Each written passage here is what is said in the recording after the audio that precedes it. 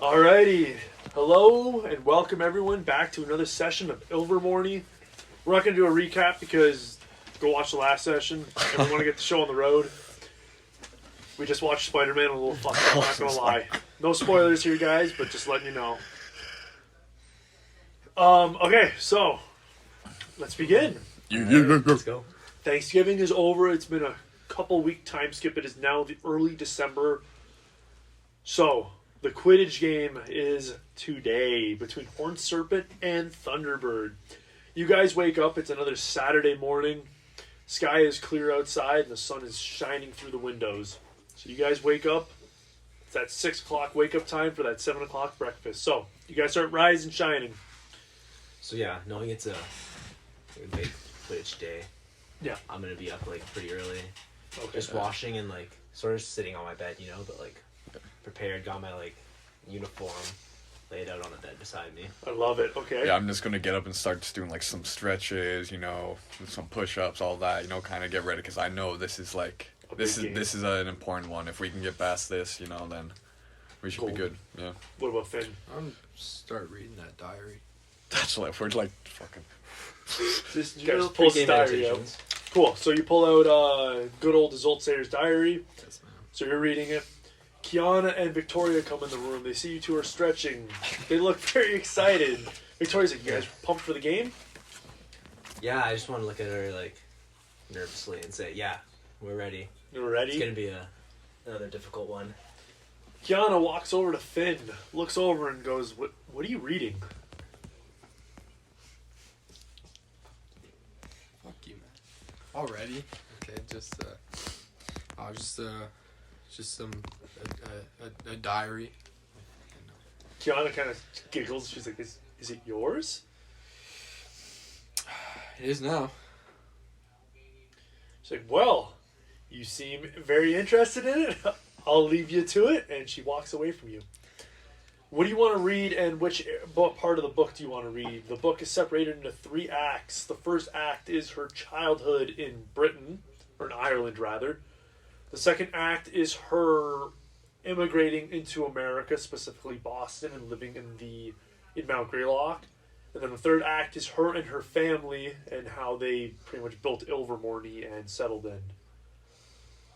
I can only read one part right now. Yeah. Yeah, I mean, you could read the whole book. It's going to take you the whole day, though. Fuck. Well, I'll just go to the third part right now. Okay.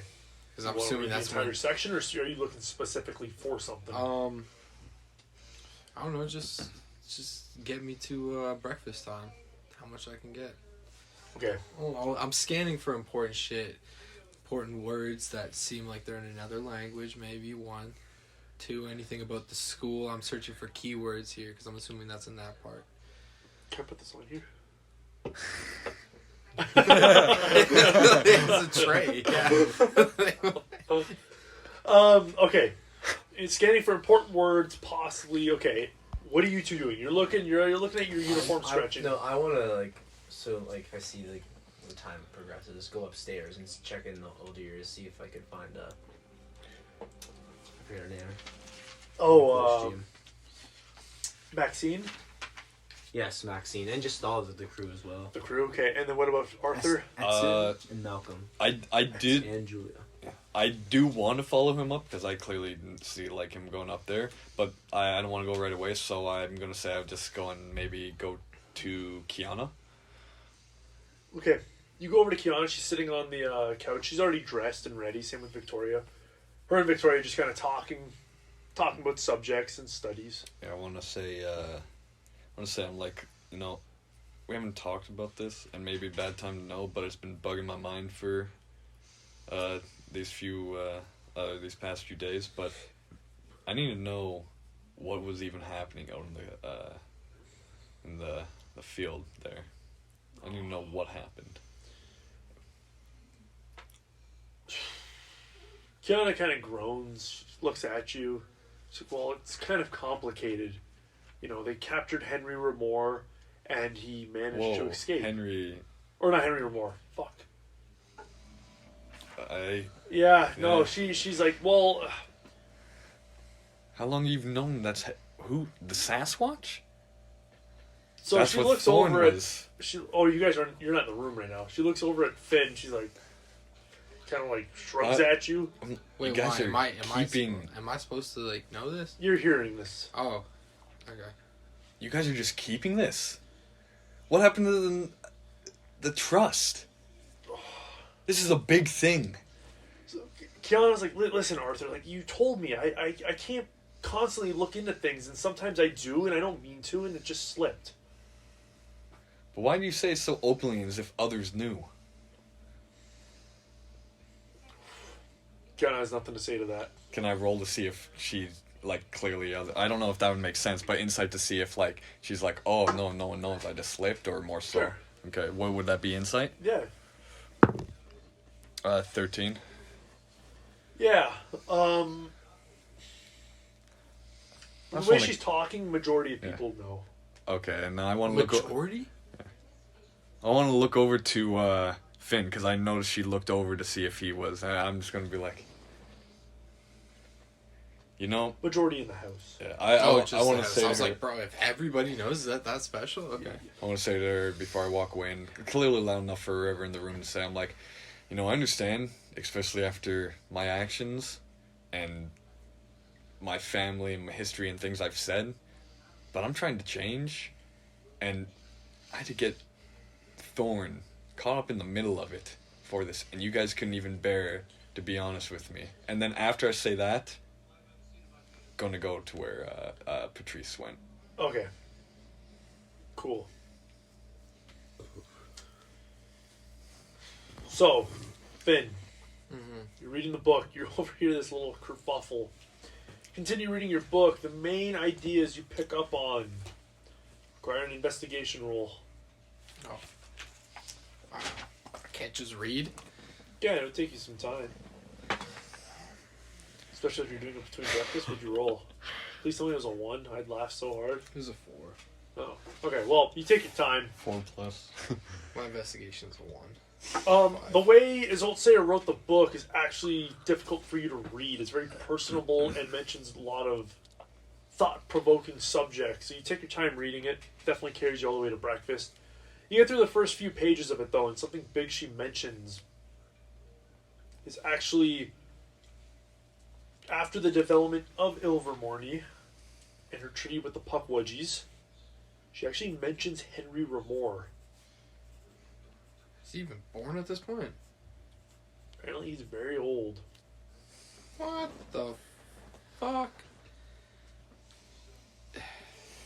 Am I like reading into this, or do I have to do another investigation? What the fuck is this? Nope, so that's what you managed to get within the first hour. Breakfast is starting, though. Before we get to that, jumping to these two. As Patrice is coming up the stairs, you run into Arthur. He looks a bit agitated. I want to look at Patrice and be like, and just look him in the eyes. I'm like, is there any secrets you're keeping from me specifically?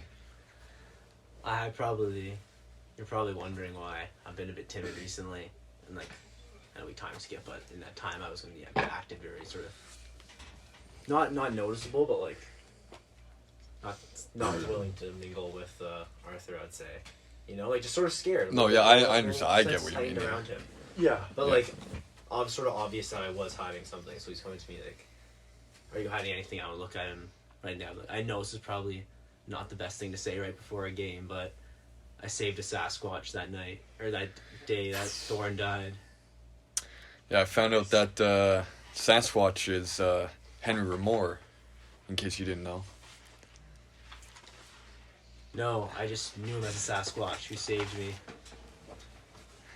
So they were keeping that from you too? Yeah, I didn't know. I don't know the significance.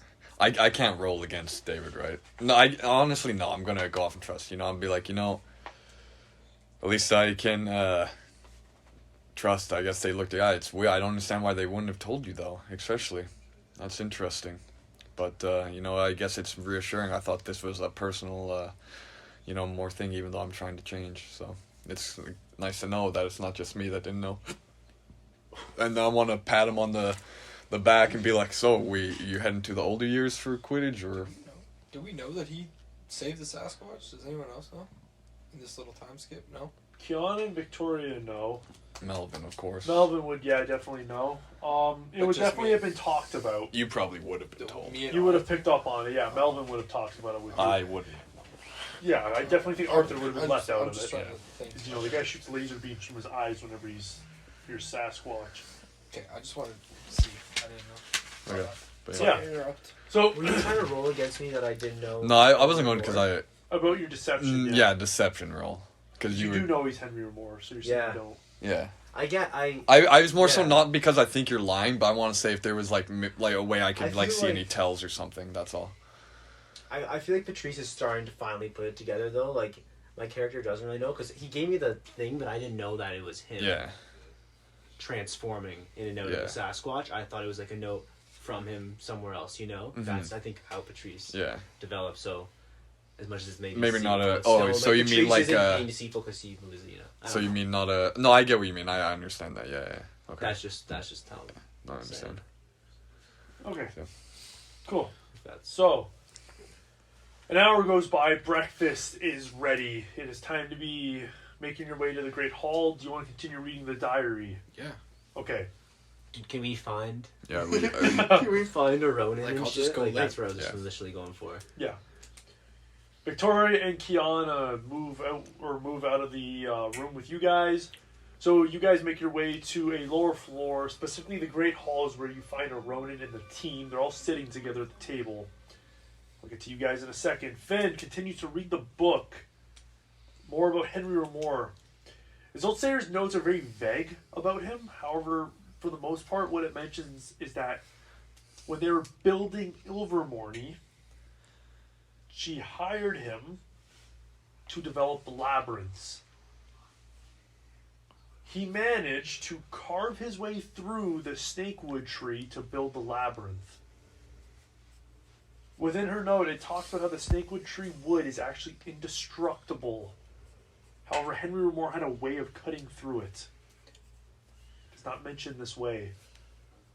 This is his old diary, sorry. This is old diary. It's not mentioned anywhere else.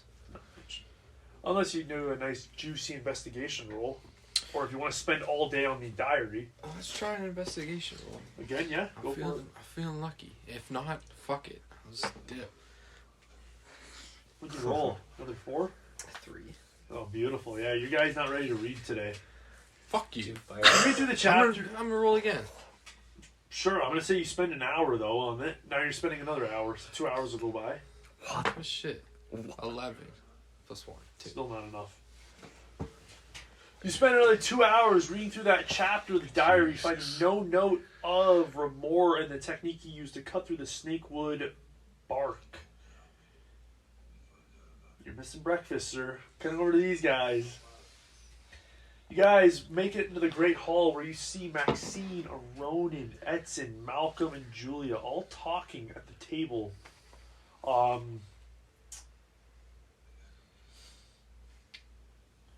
You see they're all excited. Ronan, you can hear him talking with strategy. You guys make your way over, and they all look at you and they're very excited. Ronan stands up. He's like, guys, sit down. We gotta talk about strategy. We gotta talk about plans. You can see, Patrice sees Maxine looks uncomfortable with the Ronan strategizing. What do you come up with? Ronan's like, listen, guys. In the 6 years I've been leader of Thunderbird, and he's like, yes, I don't mean to brag, but I was leader in my second year. But you guys to know that what has always prevailed has been, and he stops, he looks at everybody, he's like, the power of friendship. If we all bond and band together, we can win. I want to interject and just say that, with no disrespect to Ronan, as I tried to bring up to you after our last victory, that friendship's great and all, but going off facts and history, this is the first win we had against Wampus was the first in how many years? So I understand friendship can be great and all, but there needs to be more than just relying on each other. We need to have tactics, the same as a battle or anything. This is a battle. We need to have strategy, what we're doing, especially against a team like this. They're the strategists.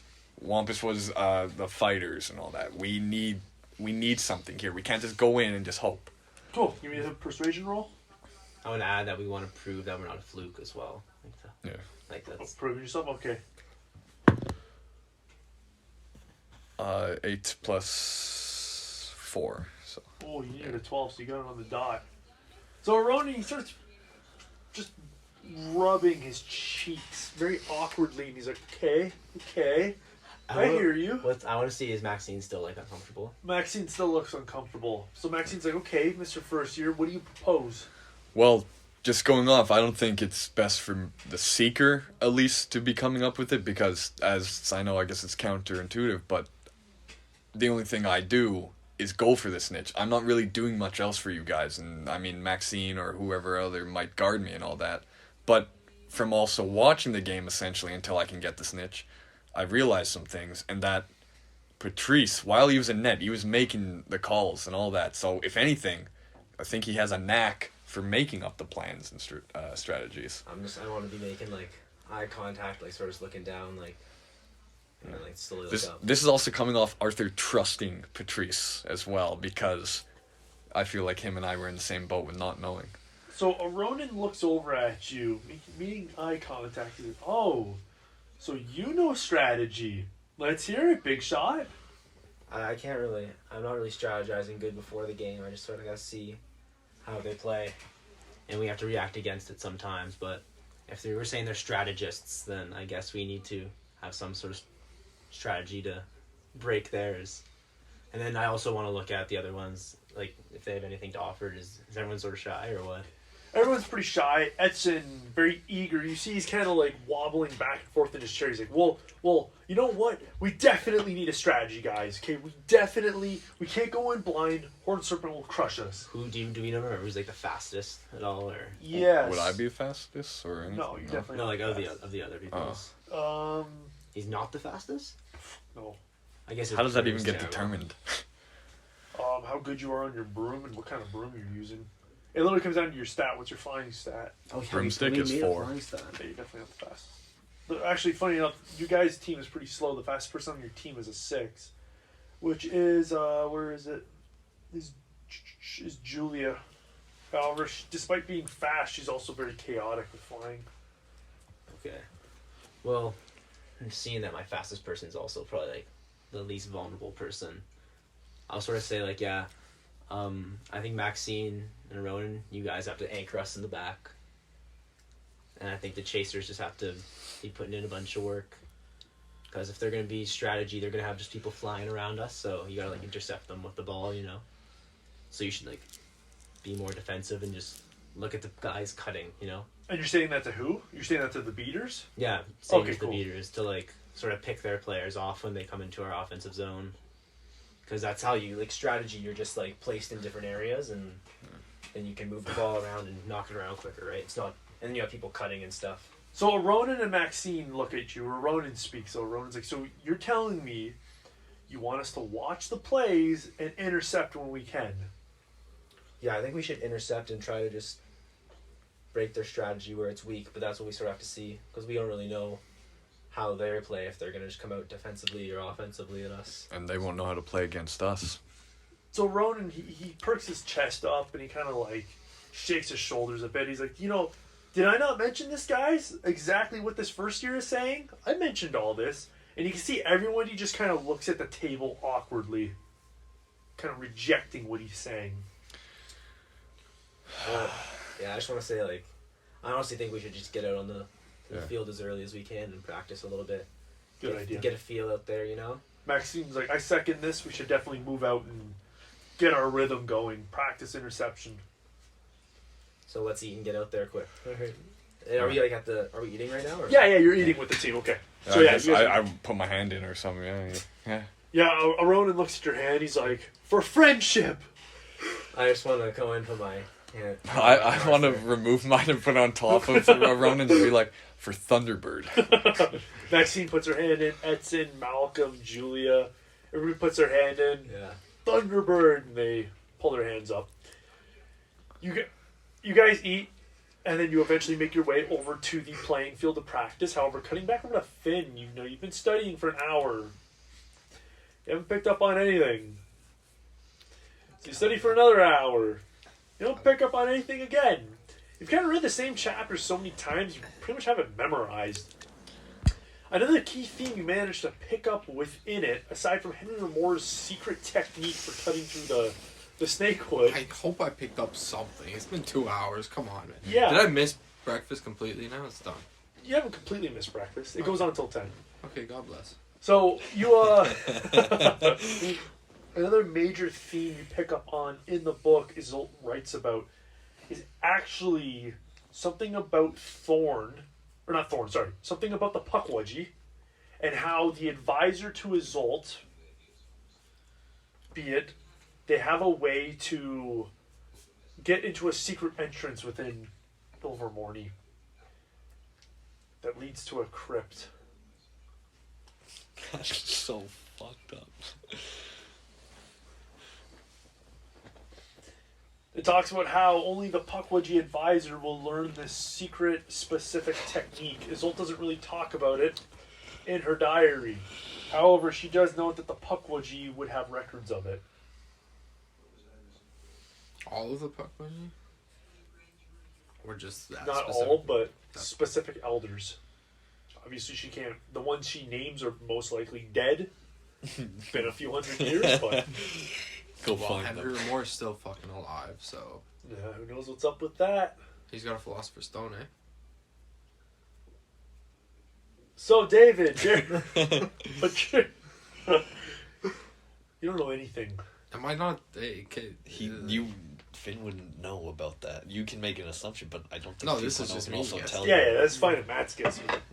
Finn wouldn't have any idea. No, I know. Finn can't read a fucking book. But What the fuck is it? My whole thing is reading, and I can't fucking understand. it's a diary. Maybe the way she writes, because some people write their diaries Yeah. very thought provoking. So maybe you're just also, taking maybe off she's guard. just using words you literally cannot comprehend. Yeah, she's old Irish. Maybe she's writing like she's speaking. Today. I was looking for like other languages as well. I said There's that no other earlier. I don't know languages. if I just never picked up on that. Yeah. So I mean, it's been No, 2 it's- hours. I guess not. so within your 2 hours, she doesn't write any different languages within the book. What you're looking for, I'm assuming, is parcel tongue. Yeah, yeah. She doesn't speak any of that. However, she does speak of her one daughter can speak parcel tongue. What's interesting about her one daughter is a nomad, and she can somehow speak parcel tongue. So out of all her children, her 2 biological children, only one of them inherited the parcel tongue, and it was a nomad. Interesting. Don't know why it's interesting, but sure, it's interesting. It's interesting. You'll find out. Okay, cool. So I've been reading for 2 hours. I think this has been I don't think I should read anymore. I mean, you can if you want. get some sustenance. Yeah, I'm gonna take the diary with me. But first, I also need to. I want to put him like. Well, I guess I got a book bag anyway. It doesn't really matter. Never mind. I was gonna say I should shrink it and put it in my pocket, but Just put it in the book bag. yeah. But also I do want to take some fabric and kind of wrap it around the end of the wand. You know, Smart. Okay. if I've not already done it. 'cause, Cover up the it's wand. been a couple weeks. I know he told me. Arthur told me to do it. So Okay, so you do that? Okay, cool. So, you do that, you want to make your way to the Great Hall? yeah, I'm gonna get some breakfast quick. Cool. Just in and out. I mean, I'm sure they're gonna be gone at that point. They will be gone, yeah. You Yeah. make your way down. Melvin, Kiana, and Victoria are sitting there talking. You can see when you walk in, for some reason, there's some sort of small ceremony that has started, which has pretty much acknowledged that Tsushina is gone. And it's a Shut up. memorial. Is it like her coffin being carried out? Or? Not her coffin, it's just essentially like her picture up on the wall behind the teachers. And you can hear Azini talking about how she's going to be missed and how this Quidditch game is dedicated to her. You can see over where Lau is sitting, she doesn't look pleased or satisfied. It looks very angry. Lyle's angry? Lau, yeah, looks very angry. Do I have to do an insight on that or what? Just to why she's angry? No, Okay. based off your passive insight, you know she's angry because she suspects Azini is behind the killing. The death of her daughter. Yeah. Oh. Anyways, yeah, so you sit down grabbing some food. Melvin looks at you. He's like, so, how you been holding up? Not fine. Yeah. You? Better. You see Kiana starts shaking her head. She's like, I let it slip by accident. Arthur knows now that the Sasquatch was Ramor. So? She looks at you, she's like, he hates Sasquatches. So it's gone anyway. What does it matter? He's gone. What if he tells his dad? What?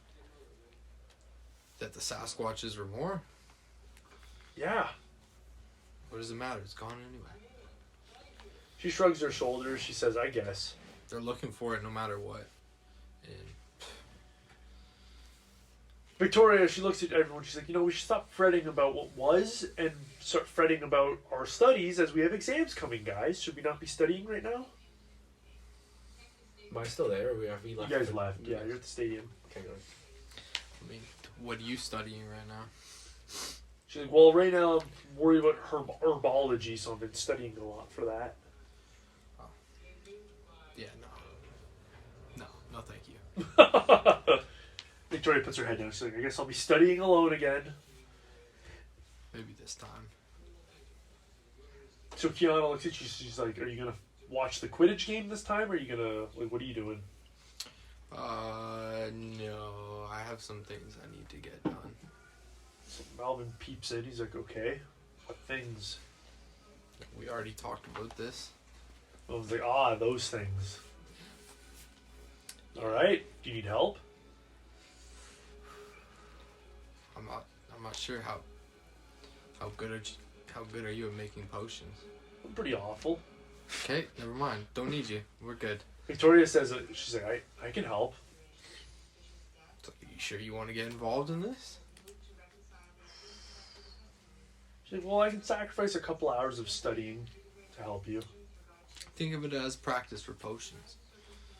Good point. Studying for the exams. It's another way of studying. Cool. So do you guys want to make your way to potions now or later? Fuck, I don't even know what I want to do right now. The Quidditch game starts at 11, and it's about 9:30ish. Okay, it's 9:30. I just don't. Well, everyone's in the in the hall. Okay, I was gonna go to the History of Magic room anyway, but I mean, if everyone's there, there's no point in me going there. Yeah, I guess we could just go to the potions thing, I suppose. I don't even know. Okay. You want to do that? Yeah. Okay, so yeah, you and Victoria make your way there. Okay. Over at the stadium, I when don't you know guys what I wanna reach do, there, man. Horned Serpent is It's already been too there, long.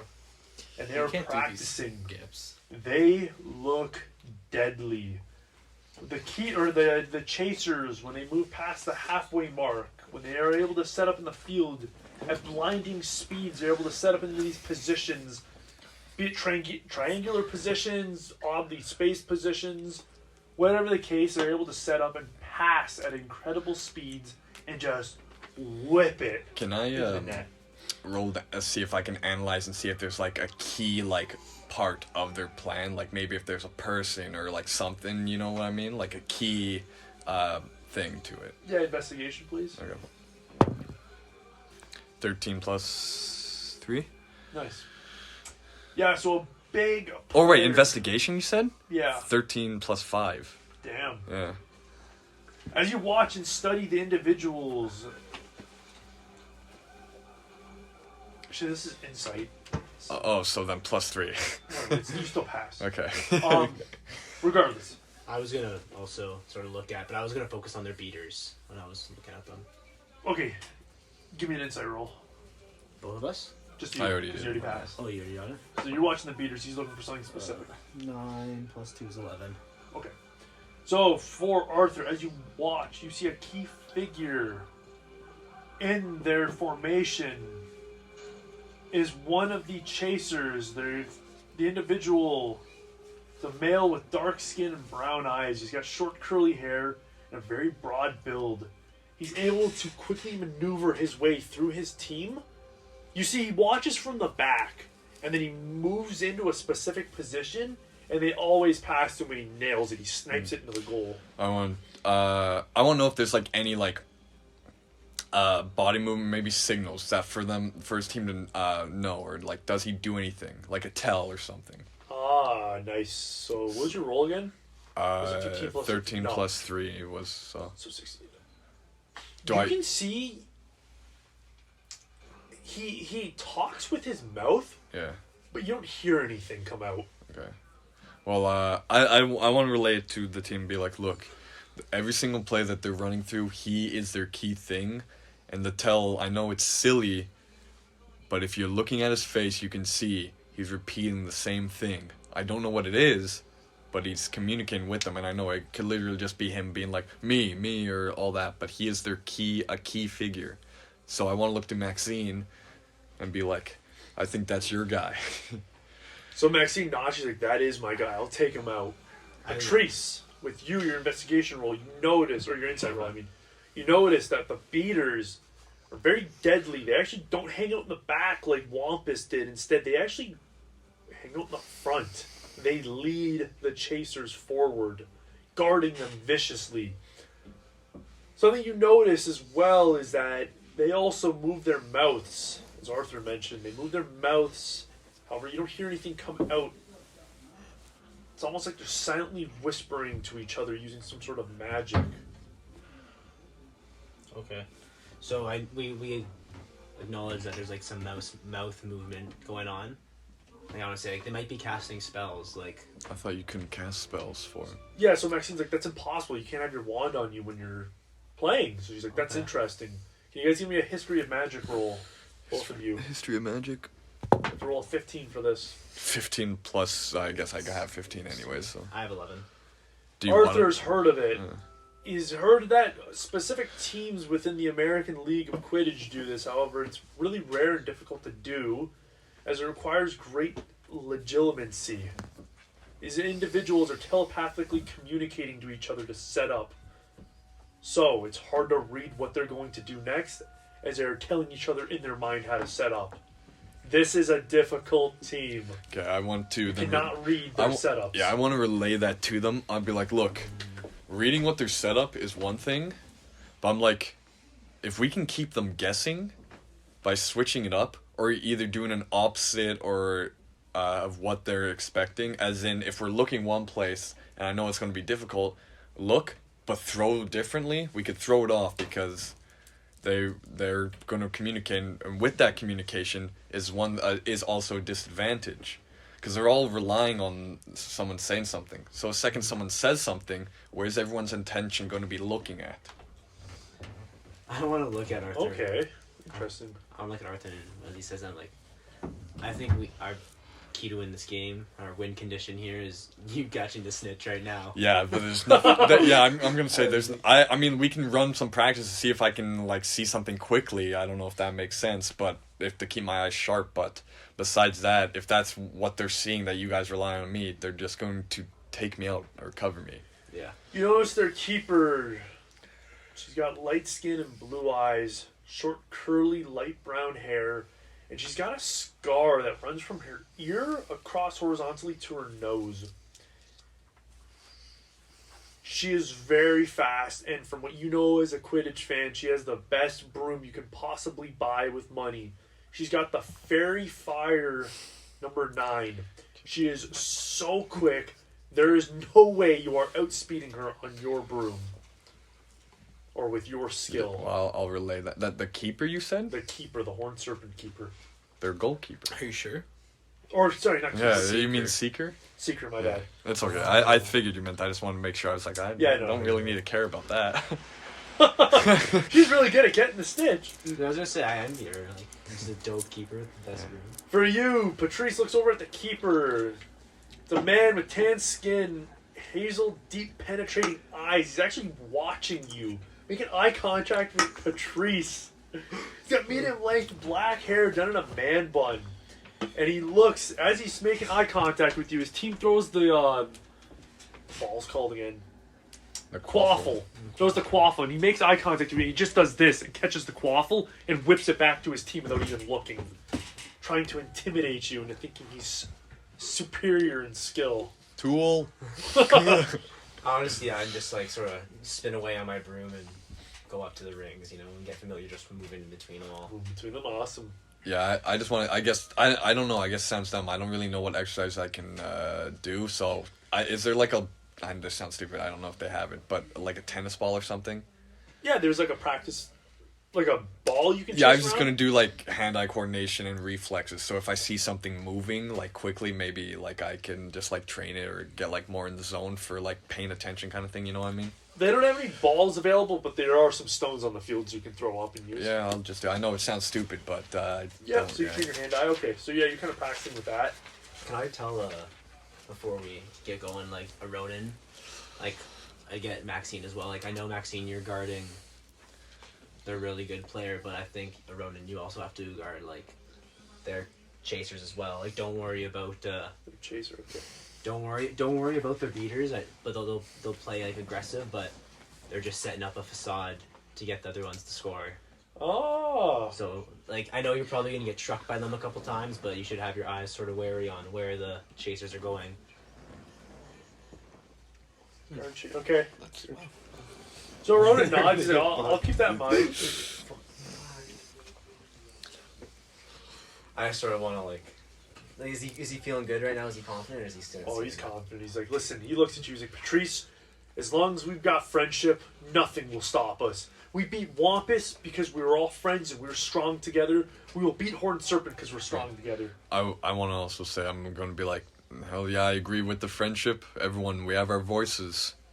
Yeah, if we're all gathered now, Yeah. like, big, like, Thunderbird chant on three, you know? Like, Awesome. So you guys get together, you do that, you give out a big chant. Horned Serpent does not look fazed by it. The game is beginning soon. Finn. I want to just, I guess, I'm mentally prepared. Get in the zone.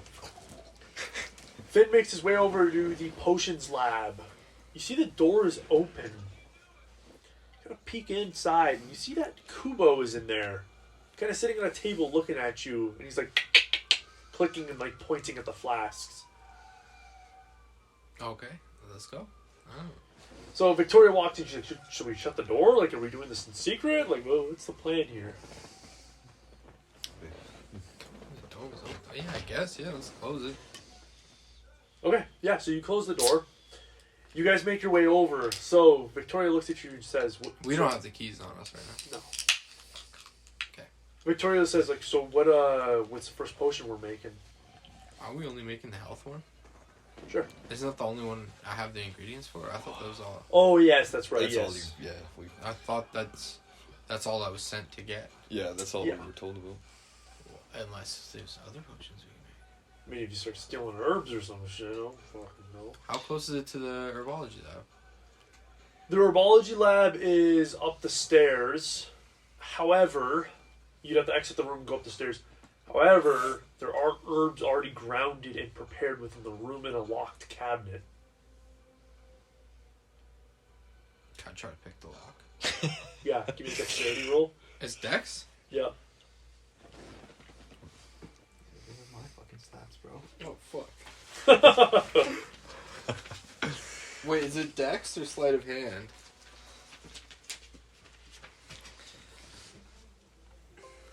Pretty sure it's dexterity. I don't think sleight. We can use the sleight. Sleight of hand's in dexterity. I could see it being sleight of hand, but I don't think I sleight don't of hand think it is. skill itself description doesn't match. What's your sleight of hand? 8. Wait, what's your dexterity, though? Like 4 still? 1. Oh, there's a fucking clear difference there. Here, give me a second. Yeah. Give me a second. Because, like, dexterity, I got acrobatics, sleight of hand, and stealth. The only thing it would be close to is sleight of hand. Would say it in your like binder thing. No. Is To pick a Really? lock. I feel like pick a know. lock Yeah, is high yeah. sleight of hand. yeah, you're good. Let's go. Roll that fucking sleight of hand, sir. 12 plus 8, 20. Go for that lock. Pull your trusted little pin, and within a second, you're like click, click, click, done. Lock disengages. Pull it off the cabinet, and you open up to just an armory of grounded down ingredients. Flasks full, vials full, all labeled. You have a repertoire of ingredients in front of you. Okay, but I don't know what I can do with them, so I have to ask You have a potions textbook. Oh, but I should ask Victorious, like, what can we do with this stuff? So she looks at it, and you kind of see like sparkles in her eyes. She's like, Foaming "We at the could mouth. do a lot with this. What do you want to make?" Well, first we need to start with the health potions, then I'm gonna bring out the materials I have. This is the first thing we need to do. And then, I don't know, what else would come in handy? What do you guys think you want to make? Anything you want to try? Anything you think would be useful? Kubo's there too. Yeah, Kubo. Could point some shit out. Kubo's kind of looking around at the He's ingredients, kind of exploring. studying them.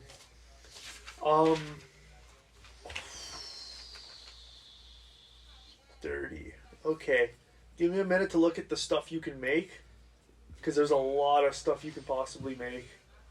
Do you want to make poison resistant stuff? Health specific stuff? Make some love potions. Unnecessary. Or could help. I don't know. I don't think Help it'd who? I don't know. If we like gave it to a beast and it was like in love with something. Is that the cheat code? What? Do love potions work on beasts? Magical animals? I don't know. Getting some bestiality here? No, I just It's mean a like, weird, hey, it's I a know. weird. I mean like, hey, well, if something's trying to kill you, you give it a love Do potion. you know It's how like, love potions work? Nope. No, it doesn't work. It only works on people similar to you. Okay, fuck that then. Okay. A Like- potion, as you look through your textbook, a potion that catches your eye is the elixir to induce euphoria. From what the description explains, when you drink this, you become extremely happy. Some side effects might include nose tweaking and spontaneous singing. It's heroin. However, it explains that you're very resistant to psychic effects from magic. Yeah. However, you also get disadvantage on dexterity, charisma, intimidation, and charisma deception. Dude, that's literally like a date rape drug. Date rape chug. Or date I rape like to spell. doing it. Like that? Would that be? I don't even know. if Yeah, that'd be useful. what the fuck? Would that be useful? I don't even know. From what you continue reading, a more difficult potion you discover that would help you in the fire temple specifically is a fire protection potion. Okay, we'll do that one. And then We got one health. for- We got fire protection. Is there anything that helps you breathe underwater? Because we know there's a. We know. I'm assuming. We know nothing. You know. Oh, sorry. I know. I'm assuming I know what's going on in these temples now. Yeah, you've done some good research. Okay, God bless. Yeah, you read about a potion called gillyweed. Isn't that just an herb? Apparently, he wrote it as a potion though, so we're gonna call it the gillyweed potion. Got it, but it's makeable. It is makeable. It's uncommon, so it's a bit difficult, but it is makeable. It allows the user to breathe underwater for 1 hour, and they gain the ability to swim equal to their walking speed. However, you lose the ability to breathe air. You suffocate when you emerge from water. So yeah. How do you fix that part? Just There's probably the a hour. D-spell or something. Yeah. Another potion that catches your eye, this will be the last one, as reading the textbook is time consuming, is a second year potion, an end of the year exam potion, leading into second year, called the Girding Potion. When you drink it, or when you successfully make this and drink it, you gain a massive boost to your physique and your health, and it allows you to feel an abnormal amount of physical stamina and pain tolerance. Out of game, it gives you a 64 plus 6 extra temporary health points. 64? 64 plus 6. Let's go. So that's the Girding Potion. Fuck. Okay. Girding Potion, gillyweed, and the other one you're interested in was the fire and protection. and then That the explains Brutus. Can we say that again? Fire protect. Steroid. What was that last one? The last one that you said? Girding. The Girding Potion. Girds. And gilly. Best of luck. And then just health. Holy fuck, we're gonna So we got four we can do here. What about? We might need some luck. Can we get some luck? Fearlessly. What? I need you to do a potions roll to kind of like, for reading through the textbook and seeing if you understand the content with making something like What that. about the other two? We got some.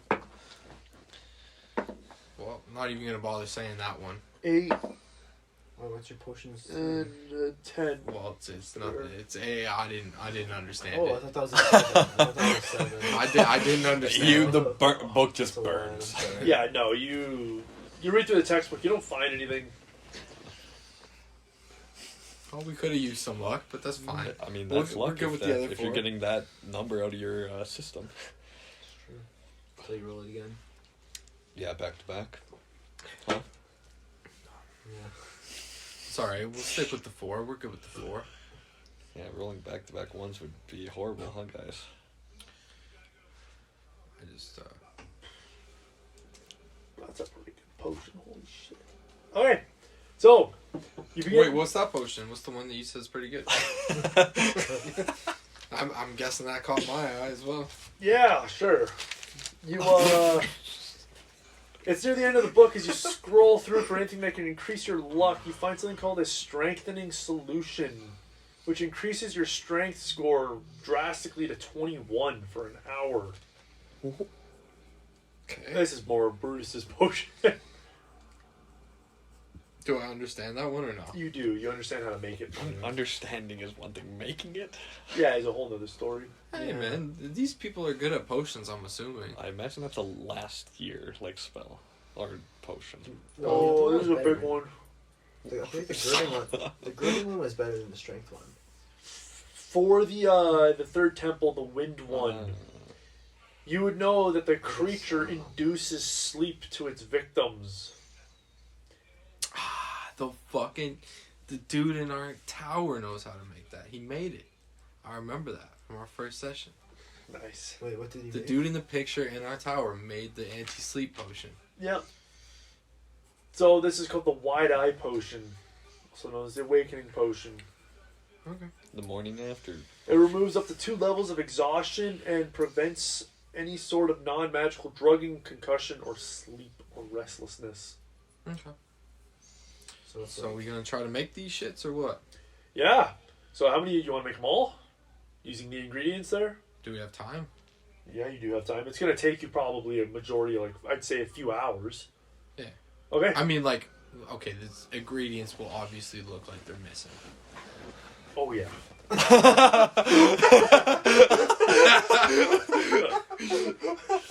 You can't make all that without fucking using a lot of ingredients. Okay, so maybe let's. And that's if you okay, first of all, successfully. the health one, we don't use any of their shit. They're flasks. No, for the health ones, you don't use their stuff. No, yeah, it's fine. We brought our own just the flasks. shit you're What are you boiling talking it about? in and stuff, right? Kubo came prepared with some flasks, I'm assuming. Kubo did not come prepared. Kubo kind of walked in the room. Okay, well, I mean, Victoria's here. She doesn't give a shit. We could just say we're practicing. Yeah. Yeah. I mean, okay, the health one, let's just make that, get out of the way. Because that's the most important. Yeah. Okay. So, please give me a roll. We got 3 of us here, right? Like, this is a team effort. Is this the potions making poke? Yeah, it's for the Stargrass Salve, which is the potion, the health potion. So, I got 10. You're good. You needed an 8. So, we got the health potion. This Check. takes about an hour to brew a good 10 of these. So you brew 10 Stargrass Salve potions. The effect, they give you 2d4 plus 2 hit points Oh, I'm after you are supposed to- injured. I would, recommend writing these down. Okay. So write 10 times Stargrass Salve. 10 times. Stargrass. Yeah. Okay. 2d4 plus 2 hit points. After injury.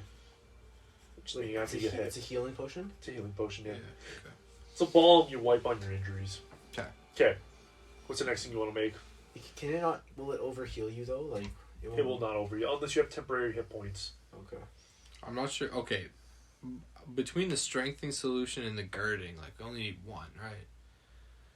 Yeah, I wouldn't recommend the strength one. You're not going to really need that. So the girding Yeah. would be probably the next best. Like, Yeah. there's the fire protect, the ghillie, anti-sleep. Like, those are for each of them. Yeah. The girding will be very helpful. Okay, I'll say girding then. How many do you want to make? I'll tell you right now, it'll become extremely noticeable, if you make more than 4 of these potions, So they I will want. Sorry, go ahead. so for actually, if you make 2, it becomes noticeable, and then if you make another 2, it becomes more noticeable. Another 2, even more. So I would make them do a perception roll. I would make Forn do a perception roll when he walks in the room. If you've only used Anything 2, after 2. anything after 2. So if you make 4, he has to, when he walks in the room, he has to roll higher than a 20 to notice. If you make 6, it's a 15. If you make 8, 10. However many you make, it just makes it easier for him to notice. Because he sees like the patterns of what he's using. Yeah. So I want to make 20. Of the I'm girding? just- Okay, I was like, what the I'm fuck? kidding. We're fucked. Walks in the room, goes, where's my ingredients? We can make. How are you leaving the room? Like it goes up 2 to 4 anyways. 2, yeah. So it's like even if I was like I want to make 3, it doesn't matter. Yeah, it wouldn't matter. Just Okay, make 4. I'll make 4. Okay, so, yeah. Okay, so roll potions, please. What about these other 2? They're not helping at all. They're helping. They're going to give you that. I got an 8. Okay, so roll again. Roll for them. Oh, I'm Roll rolling for good old Kubo. Gets a +3. 15 plus 3, You're good. 18. Okay. Kubo kind of pushes you aside, rubs his hands together, jumps in, mixes the potions, stirs, boils it up. You get a good 4 girding potions, And so he has to roll higher than a 20 to notice that? Yeah. I probably should. which I'm going to roll now. Landed on a 2, but it was like in the corner where the 20 was partially showing. So you mean to tell me I should have fucking made 20 of them? No, that No, they would have noticed you made the 20. DC goes down the more you. Yeah, make. but he rolled a 2. If you made Could've 20 been of it, 20. I think it would have been a DC 2. So yeah, anyways, you make 4 of the girding. It's a 64 plus 6 temporary hit points. Do you want to make any other potions?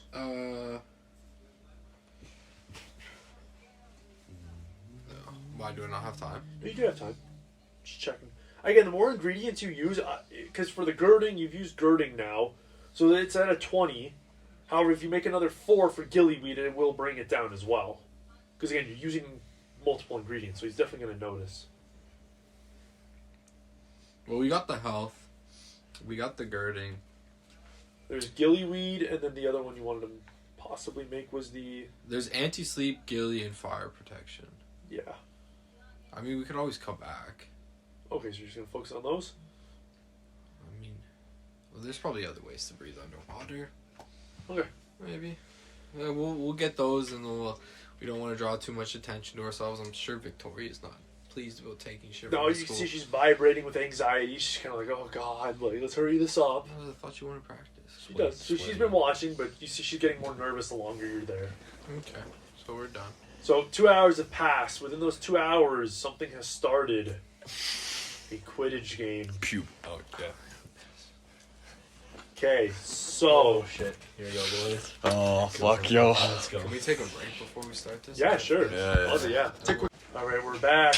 Quick piss and smoke break. We're ready to jump back in. So, the field is roaring with excitement.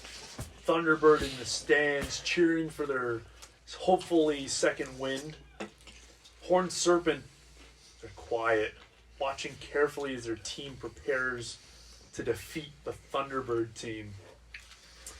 Can we before We have the a, game? we have a rally as well, right? Sorry? We have a rally? Morale boost? Yeah, like Yeah. okay. Yeah, you guys get a +1 to your rolls, remember that. Okay. 'Cause you're, Every single roll is just Every plus single one. roll is +1 because your morale boost. Okay, before we actually get into game, just one thing on rules. But Yeah. it was like I got a +2 AC bonus action. Yes. For saving the quaffle. Yes, can you explain to me what it like the circumstance of it again? It's like defending or fly. It's like defensive flying. Yeah. So when you're flying, you're defending a net. You can essentially pop that as a reaction to get a +2 to your AC. Okay, so bonus action and reaction are the same thing or different? Different. Pretty similar but different. Okay. Essentially, a reaction is like... It's like a free action, but it has to be specified. A bonus action is like a secondary main action, but again, it has to be specified. They're both just specific actions. Okay. Yeah. This guy's pumped and ready. All right. I want to see. I want to look in the sky. Sorry. Do I see any birds in the sky? No, the sky is beautiful and clear today. Nice blue sky. I'll look over to sun the shining. Thunderbird area and see if I see like our house, like Kiana or any of them. Funny enough, yeah, they're all there. Melvin, you don't notice Finn though. Victoria and Finn are missing. Melvin and Kiana are in the stands. You see Raven. Yeah, just look and then like quickly like look away. You know. Is there any clouds? Is there just straight blue? No clouds, straight blue. The sun, however, is shining towards Horned Serpent. The keeper Cheating will fox. get disadvantage on certain saves. Okay, I like that. Give you guys a little advantage because Lord knows you're gonna fucking need it. Pussies. That's Bro, if they I just ca- fucking cream me, you know how many He's like, yeah, only way you guys won is because that disadvantage. Onifix flies out to the middle of the field, waving both teams over to line up. Aronin, Maxine, Edson, Malcolm, and Julia fly out to the middle of the field. Do you guys follow? yeah. I want to go out there and like, okay, the sun's on our backs right now. We should be playing above them, so when the sun like comes down, we create more of a shadow on top of them. Smart. So just like the Thunderbirds up there, let's be soaring, okay, boys and girls? Oh, what a line. I love it. Soaring. They hear you. They're like, that's a great idea. And they look back at the sun. They're like, oh my God. It's like really hard in their eyes. They're like, wow, nice. So Maxine pats you on the back. She's like, good play. Good choice. Good choice. You see Ronan Actually- looks a bit jealous. I just want to like give her a nod and like sort of look around. Let's go like and let like sort of get hype a little bit. Let's get this. Pumped. Okay. You line up on the Horned Class. Serpent side. Onifix begins to name the players. For Thunderbird, she says, for Thunderbird, the beaters are a Ronin Zeller. The second beater is Maxine Pockleton.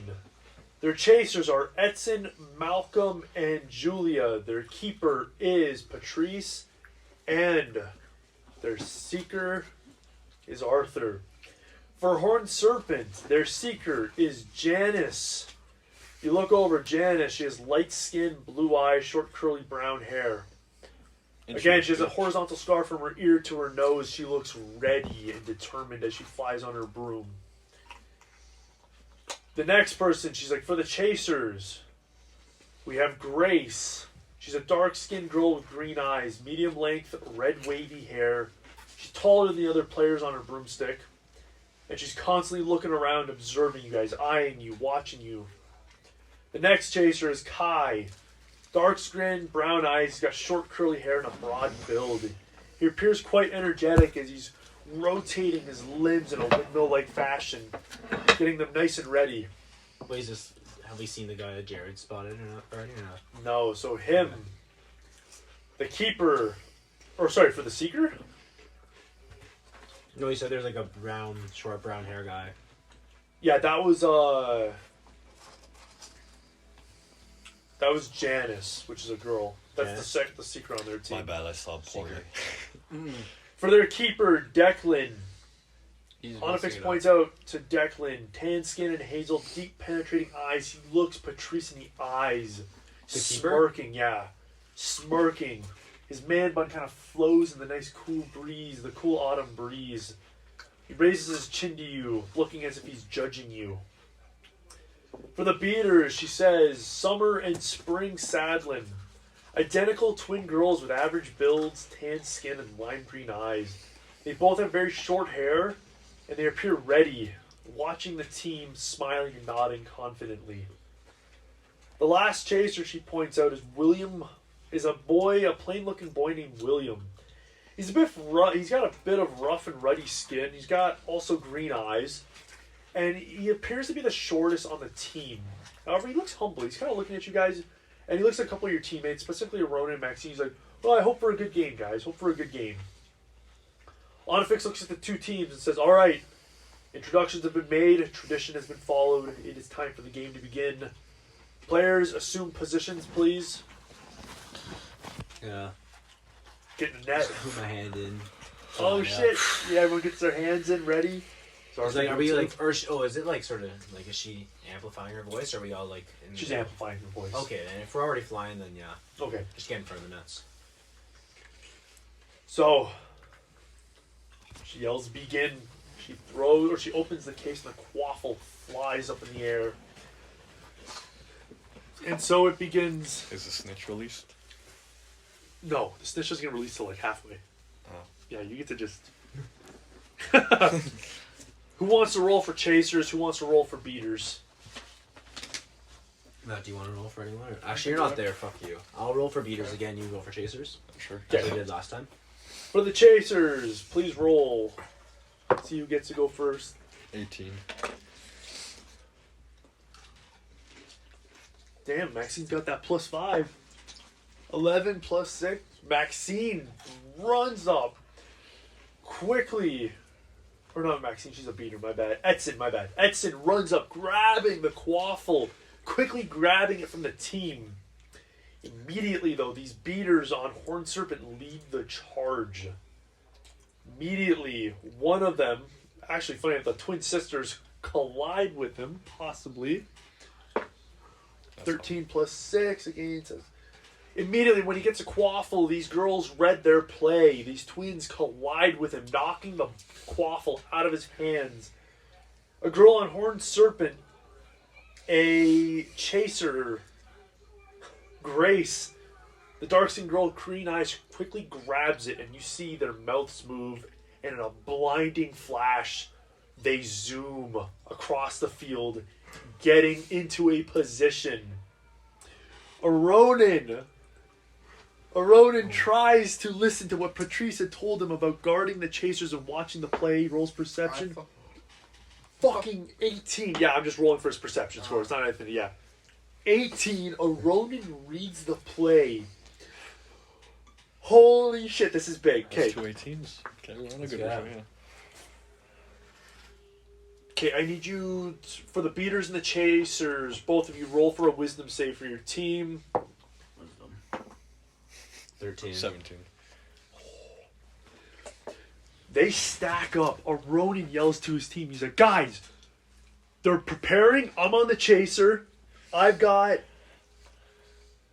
on Grace. He yells to Edson and Maxine to cover Kai and William. Quickly, as they set up, the quaffle gets passed over to Kai. However, as a Ronin called the play, Maxine is able to intercept the quaffle. Moving downfield. Once again, though, the twins are ready. Observant, they attack in unison. So, who intercepted? Maxine intercepted. Okay, you guys need to roll. Who has the beaters? I do. Okay, roll. So we're going to be her dex. So plus 5. 5. No. Sorry, I roll. 6. No.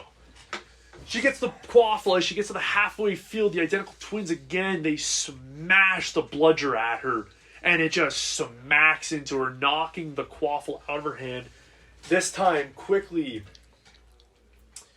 William grabs the quaffle again, mouse move, and they set up.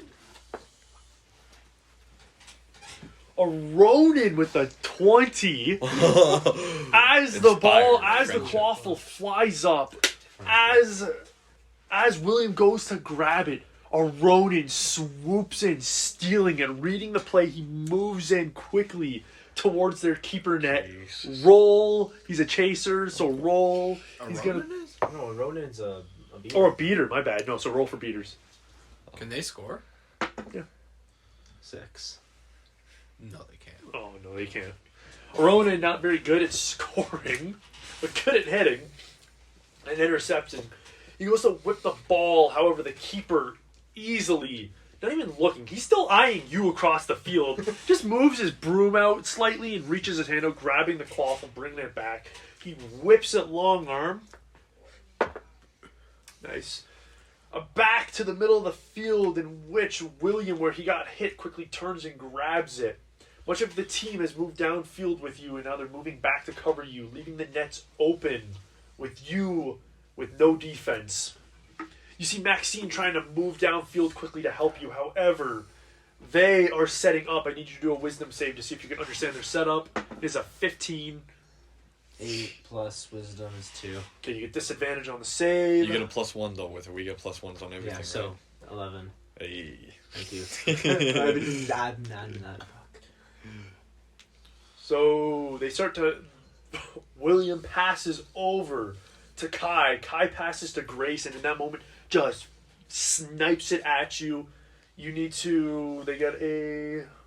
Okay, what's your AC? My AC's 11, but I guess I'd be in the. Is it the +2 for my bonus action? Would I say like here for like defensive or no? Yeah. So 13. So they get advantage because again you're disadvantaged. So 13 and a 19. Fuck. Whipping it into the 3 points. It goes in perfectly. You had no time to react. The quaffle goes through the net, giving them 3 points.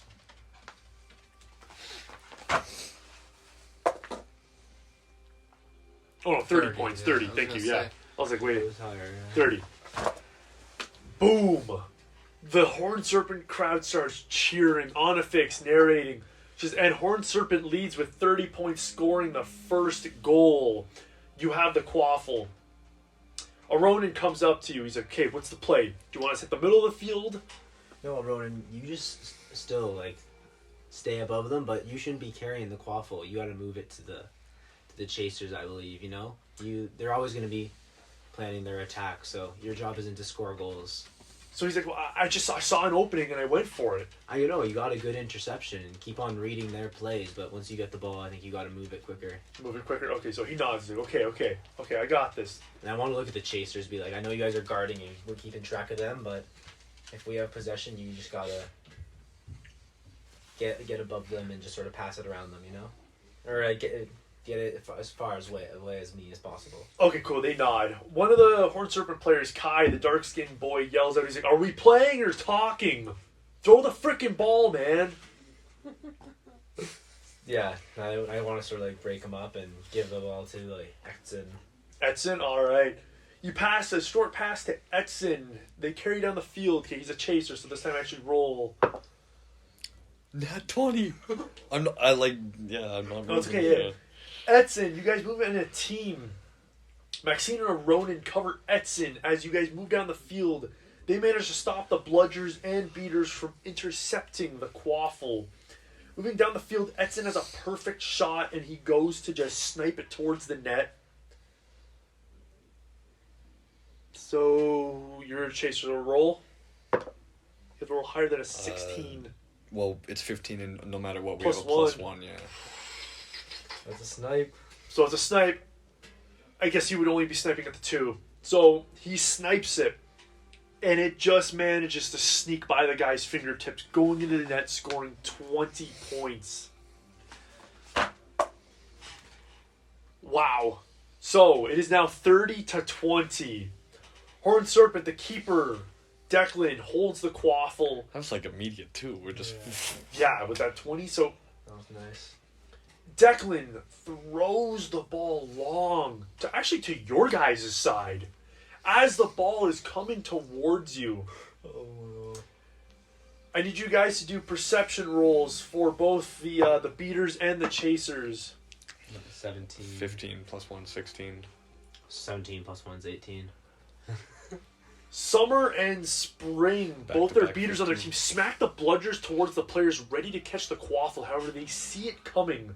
Maxine comes in, smashing the bludger away, and same with a Ronin, protecting his players. Malcolm manages to go in and catch the quaffle before one of their teams can get it. You guys successfully stopped one of their big plays. Keep that in Wow. Moving in, down the halfway field, chasers and beaters start to group up, colliding into one another. I need you to do a roll for Malcolm. He's a chaser. 14 +1 is 15. Oh, Malcolm swooping in, remembering what Patrice said. As he swoops in towards the keeper, he moves up, arching his way downwards towards him. The sun blocking the keeper's vision. He gets disadvantage. Roll for him. 8 +1. Roll again because of Okay. advantage. 16 +1. 17. throwing it in. So where's the D4? The D6 for which one he's going to aim at. So yeah, another 20.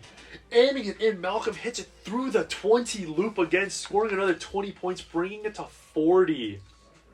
Now, Thunderbird is in the lead. Wow. Snitch isn't released yet, is it? Sorry? Snitch isn't released yet. No, it's not released yet. The team starts to whisper things to each other. Declan does a short pass. Again, Summer and Spring lead the charge, moving in. Maxine, yeah.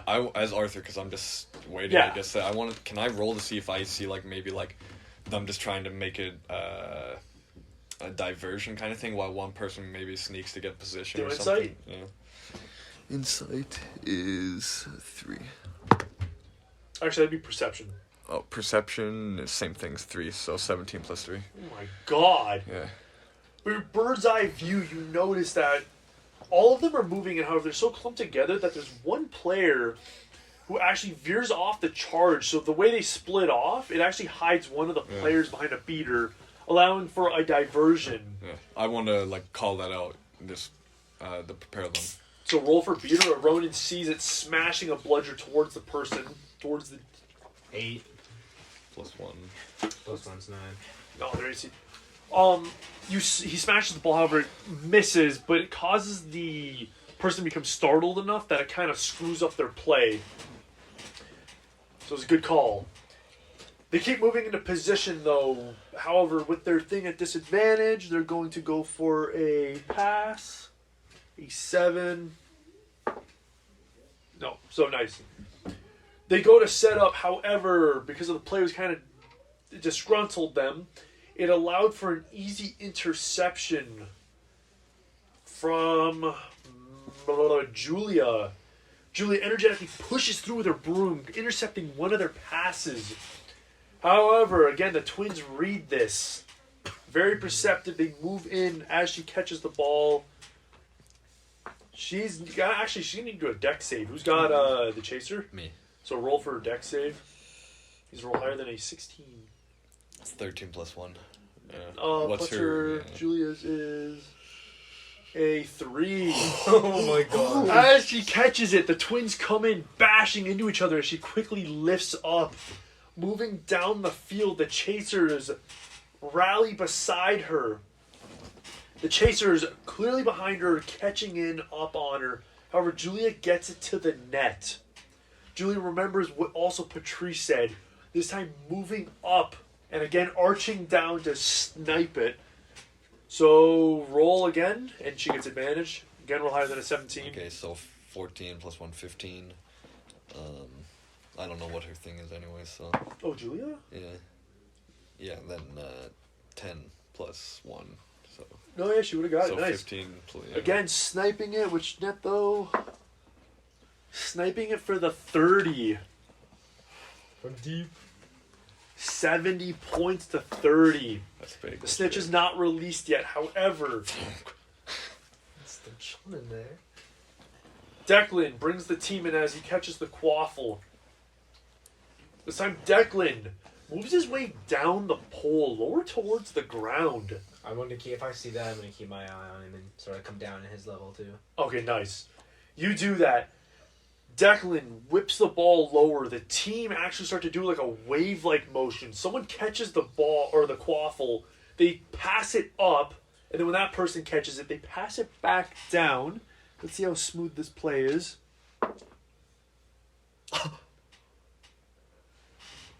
A Ronin, remembering what Patrice said, watches the play. He sees it. He yells out to Maxine. He's like, go low, I'll stay high. As they intercept, the ball goes in the middle. They intercept the perfect moment where Ronin and Patrice manage to grab the ball in unison. Grab the quaffle. Both of them like holding it together.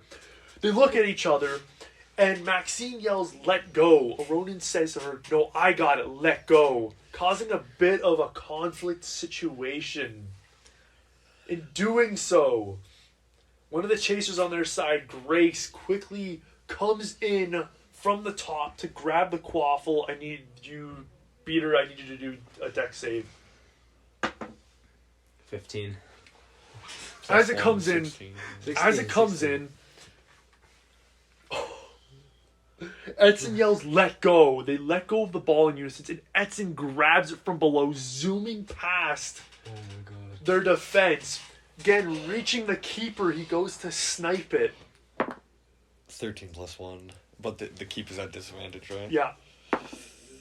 16 plus 1. Sniping it for 10 points. Hey, you know what? I'll take it. We up. With the constant setting up of plays, you're starting to notice that players on your team are getting tired, having to keep up with all these plays. It's both physically and mentally draining them. With this, I'm going to do a con save. You guys need to do con saves for them. It's above a 15. 20. 15. What the fuck is Thunderbird, man? Together they rally, they come together, and they're like, Thunderbird! When the keeper throws out the ball, they rally together, going at the team, colliding into a flurry of just ramming and blows, trying to get the quaffle from each other. I just want to say Arthur's seeing his team's tied and is eager for that snitch to go, so I can just... Yeah. Oh. That's fucked. Quickly as they're colliding, another decoy manages to escape out of the barrage of attacks. William sneaks through and the quaffle is thrown. I need you to do an interception roll for Edson. 18 plus 1. Oh my fucking god. Edson grabs the quaffle. The players on Horde Serpent are in absolute shock as He's they watch playing this. out of his fucking mind. Edson's just fucking like foaming up the Where mouth. was he in Wampus game? Getting wrecked. He goes in. Summer, though, instead of doing a dual attack, Summer goes in to strike Edson, while Spring goes to smash the bludger at him. I need to do a deck save. Oh, please. 12 plus 1. I don't know what this stuff is. So. Oh, sorry, no, I do the roll, not you. Plus 4, 14. So yeah, she hits him, and after she hits him, the quaffle falls out of his hands, and the bludger comes by Summer and pelts Edson right in the stomach. Do an acrobatics roll for him. 14 plus 1. Nice. Knocking him off his broom, however, he quickly grabs it with one hand, pulling himself up. You're an animal! However, as the quaffle gets knocked out of his hand, as he's holding onto the broom, the quaffle drops. Instead of pulling himself up onto his broom, he lets go, falling towards it. The broom quickly chases after him. He dives, Supermaning towards the quaffle. He grabs it. The broom coming under him in that moment, he races towards the keeper post. He's an animal. 4 plus 1. No, keeps at disadvantage. Oh shit! Get that advantage roll. No, roll it. It's Fucking guy, I'll roll say the smallest one then. 5 plus 1. Going to whip it into the net, the keeper quickly smacks his broomstick against the quaffle, sending it back to the middle of the field, where Grace quickly catches it, allowing her chasers to set up. Once again, the defense is away from Patrice. However, Maxine quickly makes her way racing back. Maxine's a beater, so do a perception roll for her. 4 plus 1 is 5. She does not manage to cover properly. They get a +8 to their pass. Jesus fuck. Now one. What's your AC? Okay, so what's your AC? My AC? Yeah, because they're aiming at you. It's 11, but do I get the +2 for my Yeah, being so reactive 13. because we didn't offensive? So they have to roll a 5. They rolled a 10. Plus the 8. Oh! In this moment, the sun shines into Grace's eyes as she's about to whip it, giving her disadvantage. She gets an 8, doesn't matter. Gets a bit of disadvantage, however, she whips it, sniping it into the 30, bringing them up to 60 to 70. Oh, they just go for 30s while we're getting 20s and 10s, goddamn. You were not able to catch the ball or the quaffle as they set up properly. However, you get possession of it again. Maxine goes into you and she's like, I'm sorry, I tried to figure it out. I couldn't see their setup. It's alright, just move it back out to Edson or Malcolm and keep an eye on those guys because they'll just set up on you again. Okay. So, Is the sun still like where? Is it still like better for us, or is it? it's still better for you, yeah. Like, is it getting worse for them, or is it going up towards? It's going up towards the top, right? It's going up towards the top, yeah. So it's getting a little worse for them. However, it's getting a little better for them, I mean. Yeah. Okay. So they actually lose that disadvantage now. Fuck. Who do you want to pass to? Do you want to pass to a beater or a chaser? No, I'm gonna give it to a chaser. I know Edson's the fastest, so I want to not give it to him yet. Okay. Um, Malcolm or Julia? yeah, I was gonna say Malcolm. Malcolm, okay. Get it. Short or long pass? Or medium? Long is like beyond the halfway point. Medium's obviously halfway. No, and short. I'm passing it in our half, but I'm expecting him to make a pass to Edson soon. Okay, cool. So you pass it to Malcolm, and then he immediately, when he gets it, Edson goes to set up beyond the halfway mark, and Malcolm goes to whip the quaffle at him. He's a chaser, so roll. 19 plus 1. What the fuck are these rolls you guys are getting? I Quickly just grabbing it, failed. snapping over, he whips the quaffle past their defense. Edson grabs it, perfect position. He goes to whip it. I need you to do a roll. They don't get disadvantage this time, so it's above a 17. No, he didn't get it. 8 plus 1. The keeper again this time grabs it. The beaters move in on Edson. He needs to do a dex save. 12 plus 1. No. Edson gets rammed by Summer, being thrown into the goalpost. He collides with it, falling from his broom. Aggressive motherfuckers. The sisters laugh, pointing at him, penalty. laughing. They laugh, pointing at him.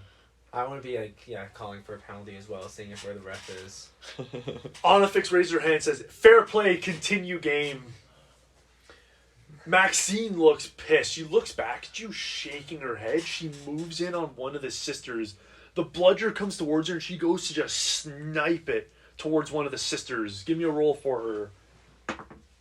3 plus 1 is 4. She snaps the ball. But out of her rage, she just completely misses it, and the bludger just flies past her.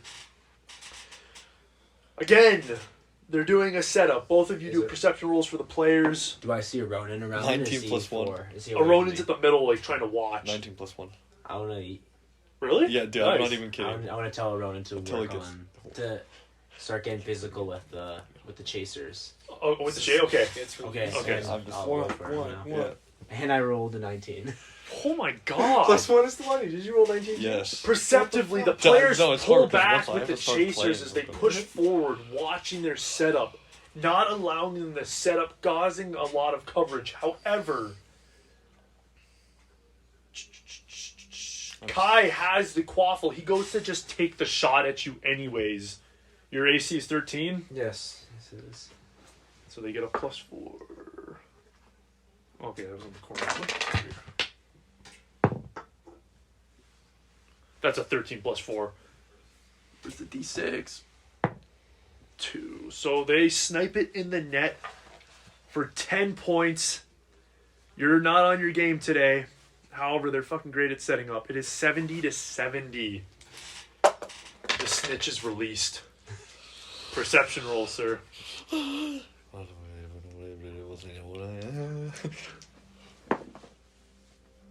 No, 5 plus 1. Or 5 plus 5, actually. So 10. No. Yeah. Roll the 1. Room explodes. She is too. Their keeper or their seeker is too focused on watching the field. She's yelling out orders to her players. You can clearly see she's constantly doing this with her mouth. Her mouth is moving the most. She has to be the captain. Okay. Can I roll again or anything? Because you rolled a 1 or no? No. Okay. Not yet, you fucker. You can I roll don't again. know. I'll keep- I don't I'll know. keep I didn't track know. of the No, number. I didn't know if the nat 1 would have Oh no, enabled that one anything. doesn't really do anything because it's Okay. not combat. Yeah. Okay. Okay, you have the quaffle again. You've led in every single goal so far. Of course, you get Your team comes up to you. Maxine's like, Patrice, what are you doing? You're letting them all in. Could have been a one. I never know which one they're aiming for. I just don't know where to go, which one to cover. So Max, a Ronin comes in. He's like, "Do you want us to stay back? We can just stay back and protect the goalposts with you." I'd say that if we had any sort of lead right now, but it's a tie game, I think we need to score some more first. I want to look at Edson and see, is he okay or how's he doing? You see Edson's back up on his broom. However, his right arm looks a little messed up. He's kind of like doing this, trying to stretch it out. I want to tell him just to play, like, defensively, like, so just try to stay on, like, Okay. like stay within, like, the middle field or within our side. Okay, so Edson nods. He's like, okay, I can do that. And I want to look at Malcolm and Julia. I'm like, I know, look at Julia. Like, she's the fastest one, right? Malcolm and Julia are the slowest. Oh.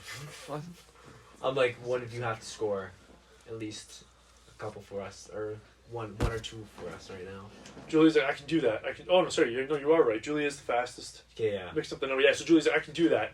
Get me the quaffle at the. If my team can cover me short, I can race it down. However, we gotta watch out for the twins. And I want to look at Ronan. Oh, he's like, I know you can take both of them, Ronan. So Ronan's like, with friendship on my side, I can do anything. And then is Maxine there too? Maxine's there, yeah. Like, She's eyeing the twins. She looks pissed. Do I see Arthur around? Or Arthur's up in like the upper kind of sky, looking at the field. I want to look at Maxine. Like, the snitch will be released soon. It's 70-70. It's going to be a good game. I wanted to yell for Maxine. I'm like, their Seeker's their captain speaking the most. I'm like, if we can get her out of play, or not like, no, I'm not trying to say like injure or anything, but I'm like, if we can stop it, we might be able to.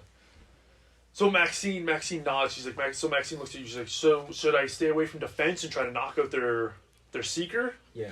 I Okay. need to make a play to the Seeker now. No, I want to look back at her and be like, it's you and me now. Oh shit. Okay. Alright. Team claps. They start to move out. Maxine gets into a better position to smash the bludger at the keeper, or the Seeker, I mean. However, your players get in a position. Who are you passing to? Are you passing to... Julia's at the short right now. Edson and Malcolm are at the midfield, and Ronin's staying defense with you. I'm going to throw it over to Malcolm. Malcolm, okay. You whip it over to Malcolm. They begin to smash the bludgers towards you. However, Malcolm and Julia push up the field. Edson kind of creating a decoy as he moves down the field, causing some of them to pull back. Julia, nimbly, just on her broom, swoops under and up, curving all the way up, and then swooping back down. Malcolm tries to do a pass towards Julia. So it's a chaser passing to a chaser. Is this gonna work? 10 plus 1. So I don't know what their stats are. No. You can see you watching the Seeker whisper something, causing the players to intercept. However, in that moment, Maxine smashes the bludger at the she ain't fucking paying Seeker. attention. 14. Plus 1 is 15. Oh, Maxine's got a 5. Pelts it. As she's whispering, she doesn't even notice. The bludger just comes, boom, hits her right in the head. Acrobatic save. Hits her in the head. Her head flails forward, unfazed by it. Oh. Yeah. I was just like, what the fuck? Unfazed by it. She looks over at Maxine. Maxine puffs her chest up at her, like kind of like, trying to intimidate her. Doesn't work. Give me a perception roll for the snitch. Yeah, 20. Okay. As the freaking quaffle gets thrown, Julia manages to swoop in and catch it. And in this moment, she goes to snipe it at the net. She's a chaser. Wait, wasn't I'm this gonna for pass my- it. What? Wasn't this my perception roll then? Yeah, but Oh, after okay. this, I was looking. I was like, wait, did I get hyped for? I mean, I'm hyped, but yeah. So Okay, yeah. So roll for her. 10 plus 1. Yeah, I don't know. Yeah. Julia snipes it, but again, this keeper is so on his toes. He catches the quaffle. As he catches it, he whips it back out to middle field, and you see the golden snitch come under his goalpost. I go for it. Yeah, Yeah, 20. yeah. I'm going. Swooping in. Yeah. Immediately, Janice follows close behind you, eyeing around for what you're seeing. However, she's not seeing it. She's just following you. You come through the barrage, the battlefield. As the quaffle is thrown to the middle, the golden snitch actually comes over to the middle of the field and starts to hide behind Summer, one of the bludgers. What the fuck? Just kind of floating behind her, zipping and zooming around. As it's doing that, you're going to need to do a good old your broomstick roll to Okay. kind of maneuver around. That's 19 altogether. Holy shit. So you maneuver around the field, the bludger getting Broomstick's smashed, 5. them colliding into each other. You manage to fly past and you see the snitch right there. And it's almost like it looked at you and then it zooms just vertically down towards the ground. And at this time, nice. You both have your eyes on the snitch. However, you have a better position as you maneuvered better through the crowd. You get a head start moving down. Okay. Do you want me to roll for it? Yeah, so roll your broomsticks again. Is it just broomstick? Yeah. 15 altogether. Okay. So, with your head, so you get advantage because you have a head start. So roll again, whichever you take the better number.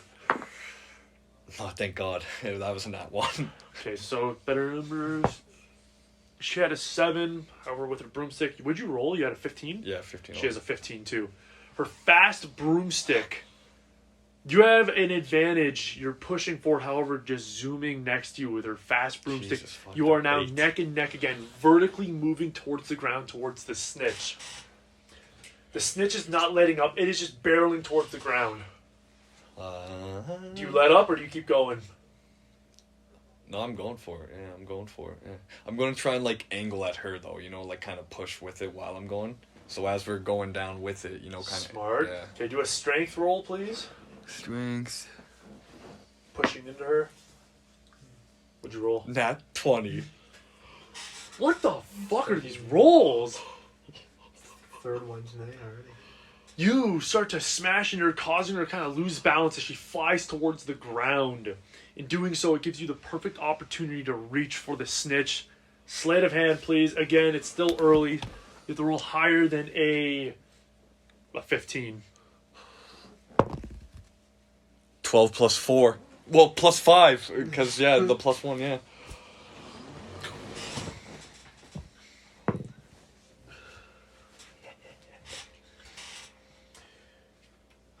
Fuck was that?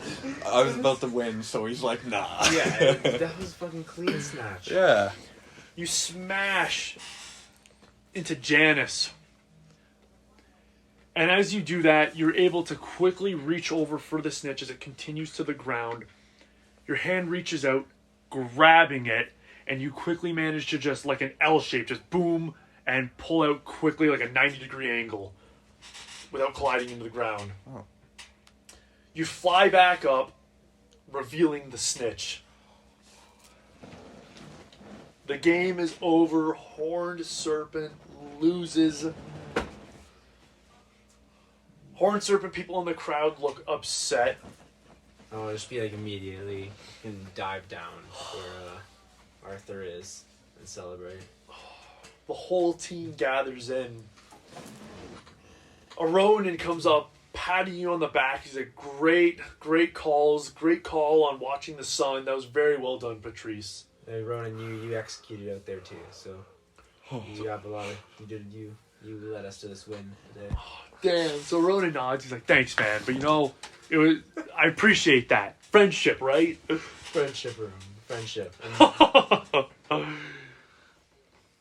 Your whole team gathers in on you as you won the game for them again.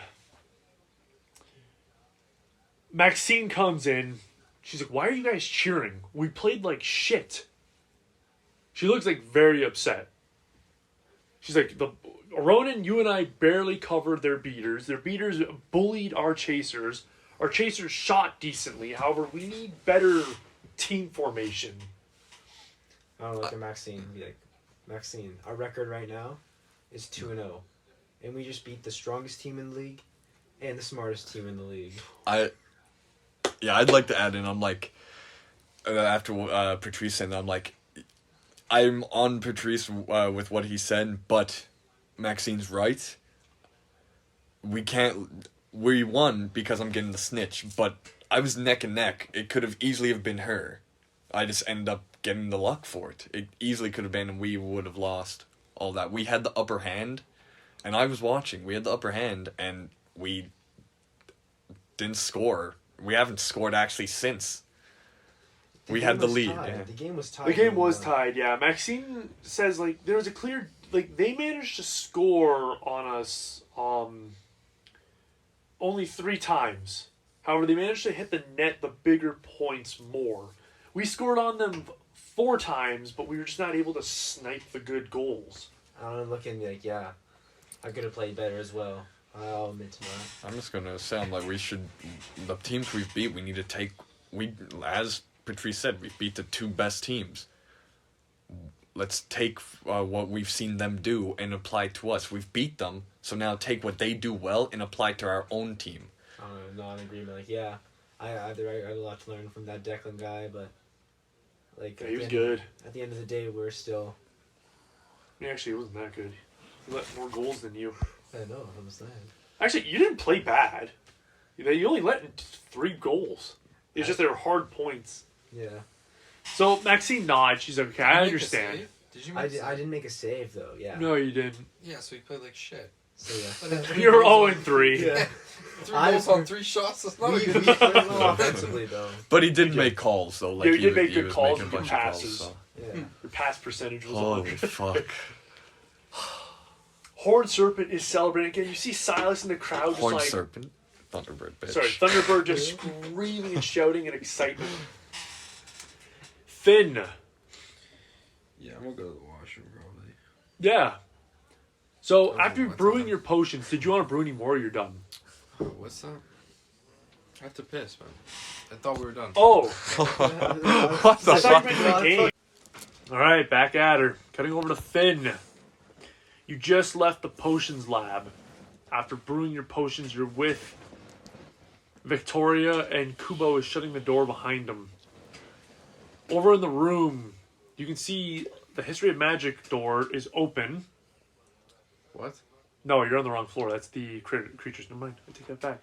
When you walk out of the room, you can see that there's a door open just a little, like, 10 feet away from you to the left, and you can hear, like, multiple whispering. No, something. Do I know what the room is? Looks like a storage room. As far as you know, no classes take place in there. Do I have to do a stealth roll to go walk up? Yeah. You're really gonna make me pay for this, huh? I got a 1. Actually? Does my modifier count at all? Well, your modifier would be added, but if you roll the 1, you're fucked. Yeah, Anyways, you creep up to the door, listening in. You can hear multiple Pukwudgie, probably a good group of like 12 to 15 of them talking about uprising, attacking the new Makusa units being sent to watch the school, claiming that Thorn's death was just disgusting and a heinous crime and it should be dealt with swiftly. One of them even mentioned assassinating Izini. However, in that moment, as you're listening, you kind of like bump the portrait behind you, which causes it to wobble and hit the ground. Immediately, Pukwudgie fled out the room, cornering you. Victoria's like stunned. Kubo looks at you and just starts to truck it, running away. They all surround you though. You're trapped between them, and the one Pukwudgie like pokes you on like the shoulder. He's like, "What were you doing, listening to us? What did you hear?" All of it. And I agree. So they all look at each other like, "Well, what do you mean you agree?" You're right. Thorn's death was a travesty, and I think the people responsible should pay. One Pukwudgie steps forward. He looks like Thorn, except this one, a lot more slender. He's missing a few of his quills. And when he steps forward, he looks at you. He's a little shorter than you, actually. He looks up at you. Fuck, I never used this quill for the potion. I was just in the room, that's fucked up.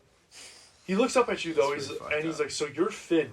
You're the one my brother trusted so much." I guess so. So he's like, you dishonored him.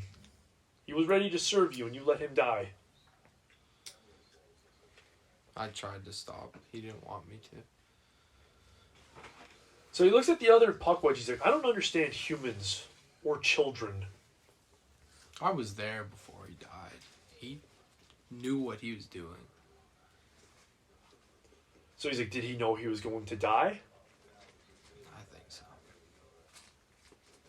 You can see that this Puckwudgie looks very sad after you say that. Kubo comes running back. Oh, you're up. Lau is behind him. Lau comes forward. He's like, Mr. Finn, what are you doing down here? You were supposed to meet me in my class about an hour ago. I just, I don't know. I was snooping, doing some things I shouldn't. What the fuck? So the Puckwudgie look over at Lau, and they kind of step away from you. And Thorn's brother, he looks at you. He's like, okay, well, you didn't hear anything, right? No. Will you be holding a service for Thorn? I'd like to come. So he's like, yeah, actually, we're burying him in the chapel later today. I'll be there. Damn. The Puckwudgie walk off. Lau and Kubo step forward, and Victoria's like shaking, like kind of confused, but also like distraught. Lau's like, what are you thinking? You can't just make potions and then walk over and snoop on Puckwudgie. Not a smart move, Finn. Gotta be more discreet. I mean, they didn't know I was making potions. So she looks over at the crowd of Puckwudgie. She's like, oh, they do. They're just not doing anything about it. Okay. So she's like, also too, she's like, your carrying bag is jingling like a maraca. How many potions did you make? 14.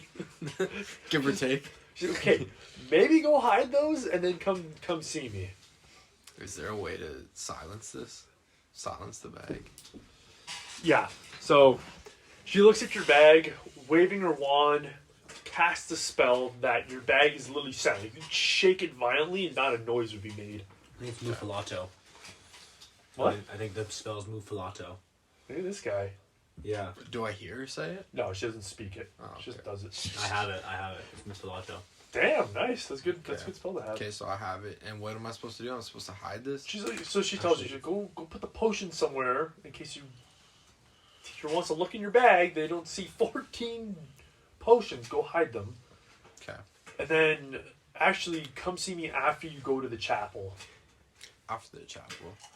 Where's the Herbology Lab from here? Go up the stairs.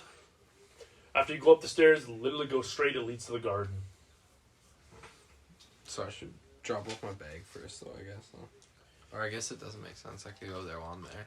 Yeah, it doesn't matter. I'll go to the Herbology Room quick time. I'll just tell her I'm gonna go to the Herbology place. I was like, okay, that's what you want to do. Yeah. Okay. You make your way there with Victoria following you. Victoria gets closer. She's like, that was really scary. Yeah, it was. Not gonna lie, I thought they were gonna start like back checking you into the wall with their quills. I don't think they do that. Well, I did read once that would you have aggressive hunting patterns where they team up and start doing that.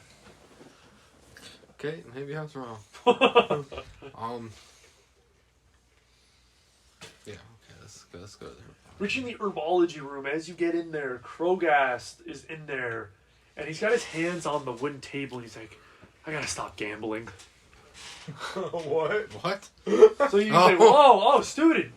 Oh, sorry. Sometimes I make friendly wagers on the Quidditch games with Silas, and he rubs his temples. He's like, stupid, very stupid. Thunderbird's looking too good this year. That they are, aren't they? They won again. Thanks to Arthur catching that snitch. Oh, nice. Oh, he caught Patrice? Krogast looks at you, laughs. He's like, I didn't know he was a snitch. I'm just a friendly joke between the house. He's like, oh. She gets it. So you look at Victoria, she's just like, So Krogak's like, alright, so what can I do for you? Or did I bet with you too? No, I actually came here on a more serious, sad note. Okay, so he's like, oh, do you want to take a seat?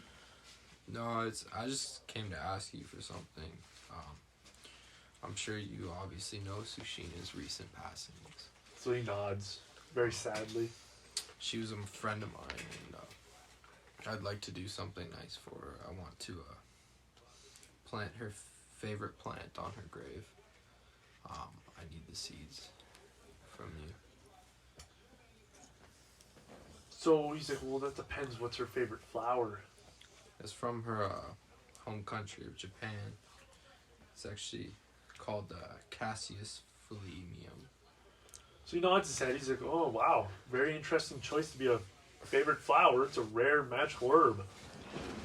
It's from her home. I don't know. That's all I know. So he looks at you. He's like, now, you wouldn't be using this for anything.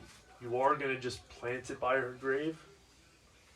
I'm not planning on using it. I just want to plant it. At this time, I'm real. So he nods. He's like, where is Sushina buried? I don't know where she's gonna be buried, but that's why I'm gonna plant it.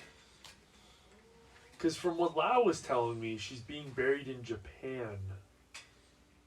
Is she really? So Krogash shrugs his shoulders. He's like, from what she told me. Got insight on that? Is that real? Yeah. That's real? Fuck. That's bullshit. Oh. What a smart plan. 12.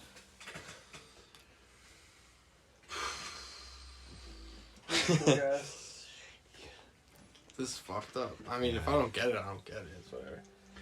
No, Krogast, you kind of scan him. You're not sure if he's telling the truth or not. But he looks at you, he's like, you don't believe me? Go ask her mother. Oh, I will. I was under the impression she was getting buried here. That's my bad. So he kind of like laughs. He's like, why would we bury a student on the campus? Unless she was lineage to his old Sayer, she has no reason to be buried here. Oh, she died here. So I just thought it would only be right. Krogas looks at you, hearing your sad tone. He kind of like shakes his head. He's like, walks over to where the Japanese garden is. And he takes out some of his tools. He keeps snipping at some of the leaves. He takes a twig off. He shakes it at his hand, and a little seed pops out. And he walks over and he hands it to you. And he's like, I'll give you one. Plant it by her grave. You're going to Japan? Book the flight! Thank you. I will do that once I find out where it's at. He's like, yeah, hopefully it's not in Japan. Cool.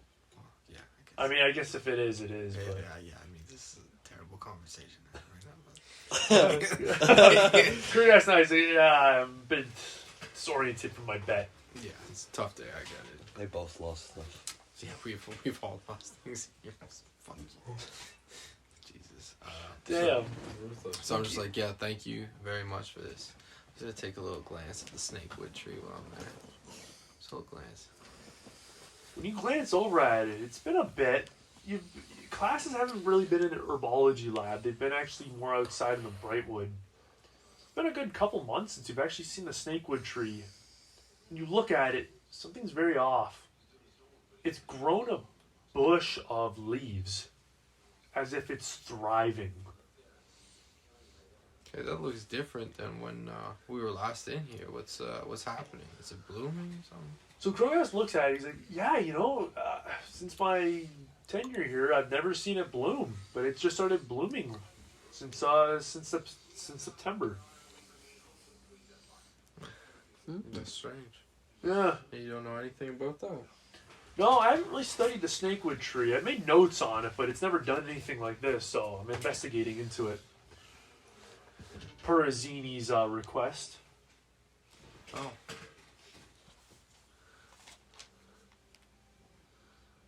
Go ahead.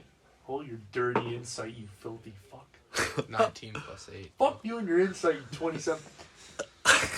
It has nothing to do with Azini. Just him mentioning her, you can see that There's a quick tell where his like right eye twitched. It was nothing to do with Nothing to do with Izini. He's doing it for someone else. So really, Azini asked for that? So he nods. He's like, well, who else would have? I don't know. You tell me. So he kind of tilts his head at you. He's like, shouldn't you be asking Lau where her daughter's buried? That's a good point. Well, thank you for your help. Good luck with your research. As you I'll leave the I'll room. be seeing you.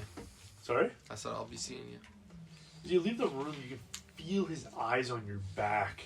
As if he's judging you in some way. Or Am I maybe supposed he's got a growing suspicion. You, where do you want to go? Fuck himself, bro. Fuck himself. Fuck you, Crow guy. He's got a growing suspicion. Fuck you, bro. You're the one that's suspicious around here. What are you doing? Taking notes on a tree? Go fuck yourself. He's Sorry. a professor. Oh, that's true. That's his department. The My bad. herbology professor. Taking fucking notes on her? How Oh, fucking dare you? Yeah. So I'm supposed This to. one I'm of a kind. supposed to go drop my bag off and then come back down to the. chapel. Chapel. Yeah, that's first. Yeah. My bad. You make your way up, dropping your stuff off in the room. On your way down the stairs, you meet a parade of Thunderbird coming in chanting after their victory. Many of them are praising Arthur's amazing ability at catching the snitch. Evelyn approaches the group and she claps and she's like, well done, I think you guys played decent. Well done. I just want to smile at her and be like, give her like a 2 and then an O. She's like, well, Horn Serpent's 1-1 now, so we'll see. Alright, see ya. In the playoffs, maybe. So cocky. So, What's Puckwatchy's record right now? Yeah, what was the other? Do we know? Can I ask her what the other game was about? Oh, they would have had one loss, and who knows if they beat Wampus. they lost, and Wampus.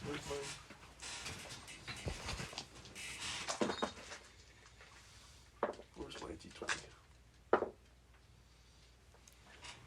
It's a 13. Well, they did playing right now, yeah.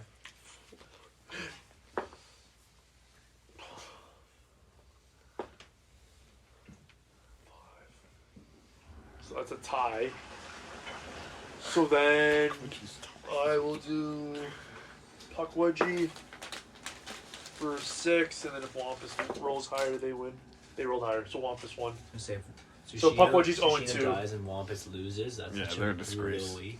Yeah, that's rough. They won though, so it's 1-1. Puckwudgie's Hey. 0-2 Gonna be like, yeah, you Who's guys in have the same. Puckwudgie house? I guess they're all Who's in 1-1. on the team. No, in the house. Oh, Benedict, Breyer, and can't remember the other. The girl with the rock, so.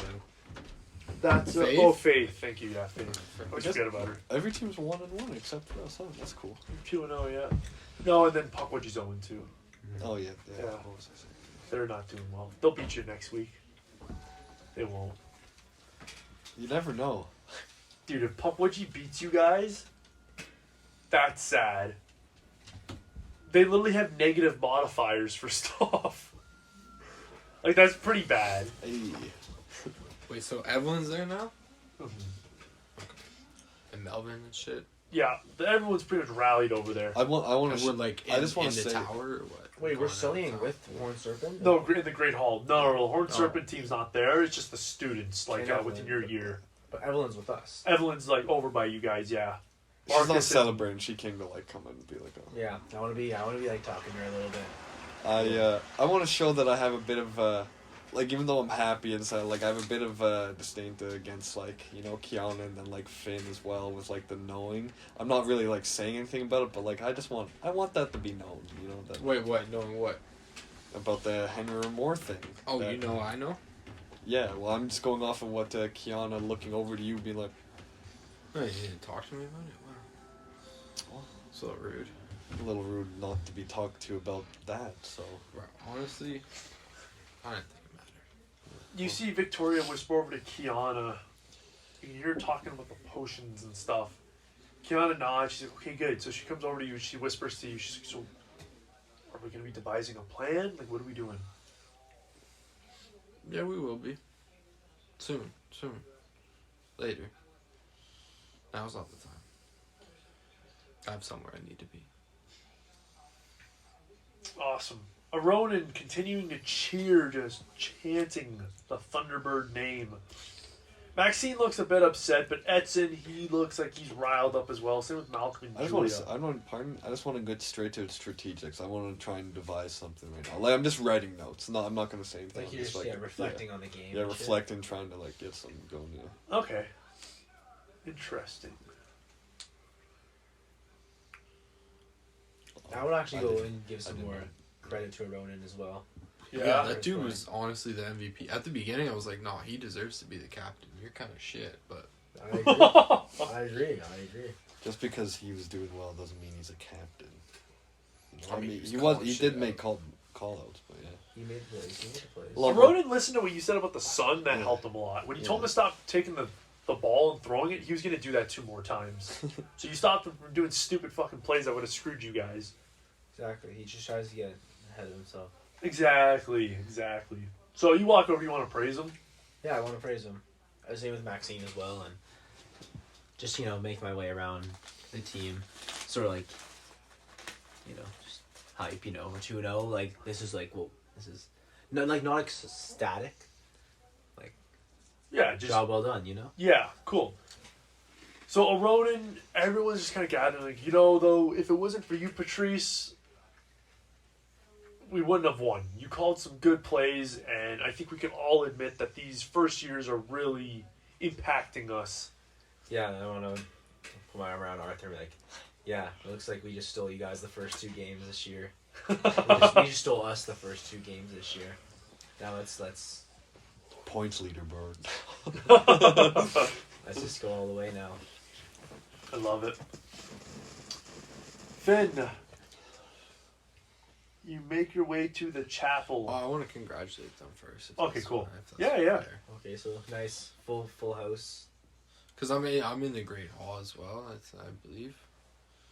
Right? Everyone's Yeah. Everyone's there, so I'm just... Full I house, mean, that's obviously they're with their team discussing shit. Just quick congratulations, Good job. Cool. Yeah, so you do that. So he congratulates you guys. On my way Nice. out. Then I'm just gonna after we talk to them, I'm just gonna sit back and start mucking. Is Victoria talking about exams yet, or is she still hype up about the win? Victoria's hyped up about the win. She's like excited. She's like, oh, I wish I could have saw it, but I had other things to do, guys. And she kind of like starts nodding. She's like, other things. I want to. Does she look at Finn at all or no? As Finn's walking away, she like tilts her head back towards him. Other things. Well, what did you brew? Let's not speak about it in public. Wow, too fucking late. I love it. So you say that Ronan or Maxine here Maxine's like, brew. You guys aren't drinking potions before the game, are you? That is against the rules. Test us right now if you think we are. Does a steroid fucking Yeah, I want to test. look at her and be like, I'm still like half your size. I'm not drinking any potions. So she's like, okay, I'll take your word for it. However, if I find out you guys are, you're off the team. Yeah, no enhancing drugs. That's for sure. I don't Okay. need. I don't need the help. So Ronan steps in. He's like, so what are you guys brewing then? No, I just want to look around. I don't know. I was playing keeper. Victoria was studying herbology and all that with Finn instead of watching her game. So realistically, who cares? Trying to deflect it, Yeah, give me a roll. Deception. Arthur swoops in for that deception. 13 plus 4. Nice. Ronan's like, oh, okay, I see. Yeah, man. First year was so long ago, I can't remember what we studied. So Victoria's successfully dodging. What is this? The loose lips? You make your way down to the chapel, and inside the chapel, the chairs, the wooden long chairs, have been pushed to the side, and the Pukwudgie carry a wooden a tree-like plate. You know when you cut a tree and you get like the freaking like lumber plate? Yeah. Yeah. Essentially, they're carrying Thorn on one of those. There's 6 Pukwudgie, 3 on each side, carrying them over through or past Isolde Sayer's statue and her husband's statue deeper into the chapel, into the next section. Do you follow? Yeah. You follow in there where all the crypts, the different the different sarcophaguses of of Isolde Sayer's family have been placed. And in the middle of the room, they put the lumber platter down with Thorn on it. And the Pukwudgie gather around, and they start to hum in unison, humming this really peaceful tune. And then they each take a quill and they put it by Thorn, and the humming continues, and sparks start to shoot up from the platter, creating a bonfire. Thorn's body starts to slowly just turn into ash.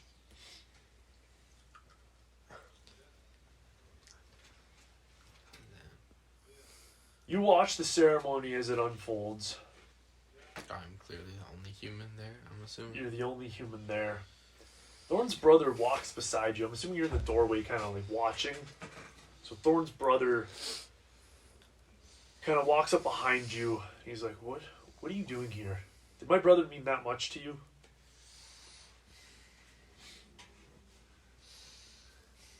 I don't know if you'd understand. I probably wouldn't, but it's interesting because he talks more about your friend Arthur than he ever did of you. Well, he probably did. I don't know. He was the first. Not the first person. I mean, he's just he helped me in some times where I needed help. So I think I owed him this much just to be here. So he nods. He's like, thank you. You don't need to thank me. Damn. You guys sit there watching. Patrice and Arthur, as you guys celebrate, you hear footsteps, loud footsteps, booming through the hallway.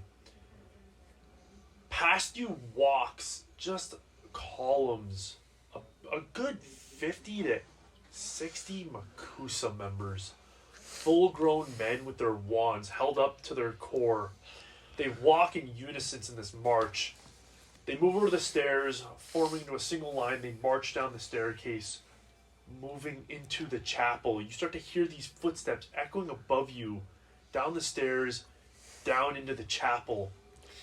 Thorn's brother turns around, looking over at them, moving towards them. What do you guys can't be in here. This is a restricted area for only Pukwudgie and Isolde's family.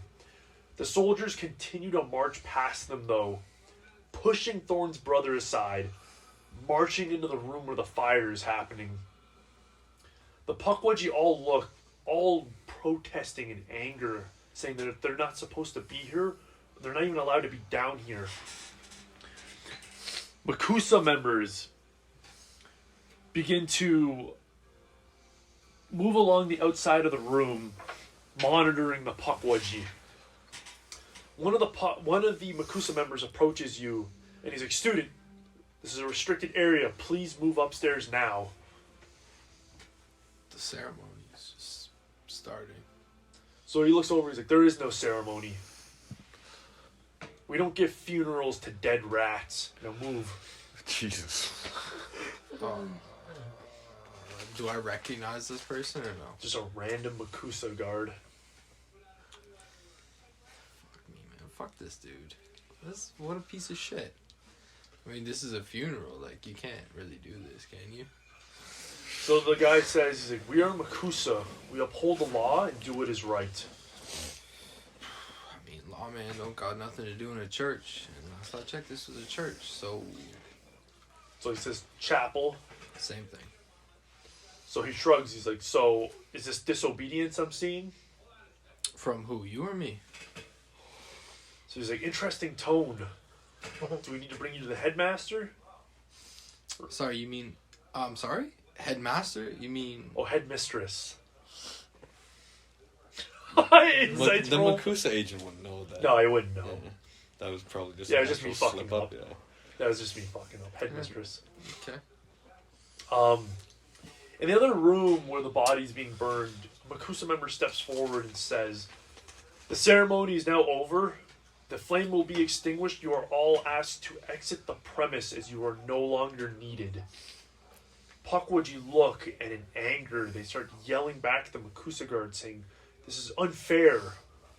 But Makusa guards pull their wands and aim them all towards the Puckwood. One of the Makusa members says, "You have two options. Exit the premise now, or be dealt with." What am I supposed to do? You want me to tell them to leave? What are you gonna do? Maybe we can have this ceremony somewhere else for now. I'm just gonna say that to them. So, nice. So the Puckwood look at you and they're like, "But this is where we put Puckwood to rest, who have served Ilvermorny. How is this fair?" It's not. But it's the best we have right now. Thorn has been put to rest. Where his body goes doesn't matter.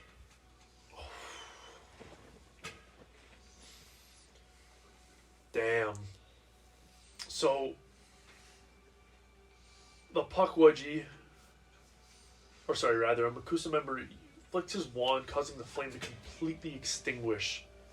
There's a lumber platter with just black ashes on it. They look at the Puckwood, they clean up your mess and then leave. If you want to continue your ceremony off the premise, that is your business. So the Puckwood gather the platter, they lift it up, and they start to move past you.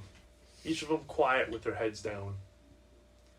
Thorn's brother says, "I'm the wand maker at the school. Am I also to leave?"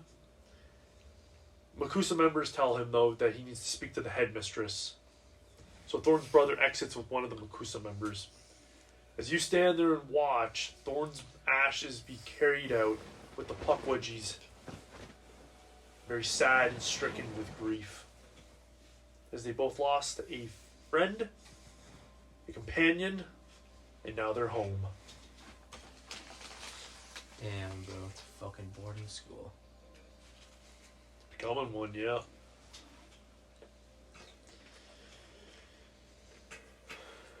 Okay. Well, so I'm just the last one in here with all these people. No, Makusa's still in there. Yeah, with all these. Yeah, oh, people. sorry, yeah. Can I scan them all and look for a weak link? Insight roll? Yeah. Yeah. Interesting. Oh, that's only a 3. That's unfortunate. You look around, they all look pretty With sturdy. the 11, yeah. Military trained. All pretty sturdy. Fucked. These are definitely elite. And they're all just in the chapel. They're all, a good 20 of them are in the chapel. So, and there's just the one guy talking to me. Can I see he's like the leader or something? He's not the leader, no. He's just another soldier. They're all just soldiers. They're all just soldiers. Weak ass Just- motherfuckers. Okay, and they're all just like, yeah, like he says. Are they like old people? Or are they just... Young, middle aged, not too many old. You see one that might look like in his like middle 40s. One that looks in his 40s. Oh, that's interesting. It's not the weakest link. Age can play many parts. That's what I mean. He could be the leader. He could be whatever. So what now? They're all gone. Now what? Now what is correct? What now? What do you want to do? I'm asking this dude. I'm Oh. asking, what now? They're all gone. What now? So he's like, what now is that my men will secure the premise, and you will be asked to leave. We will investigate more into what the Puckwood were so concerned about down here.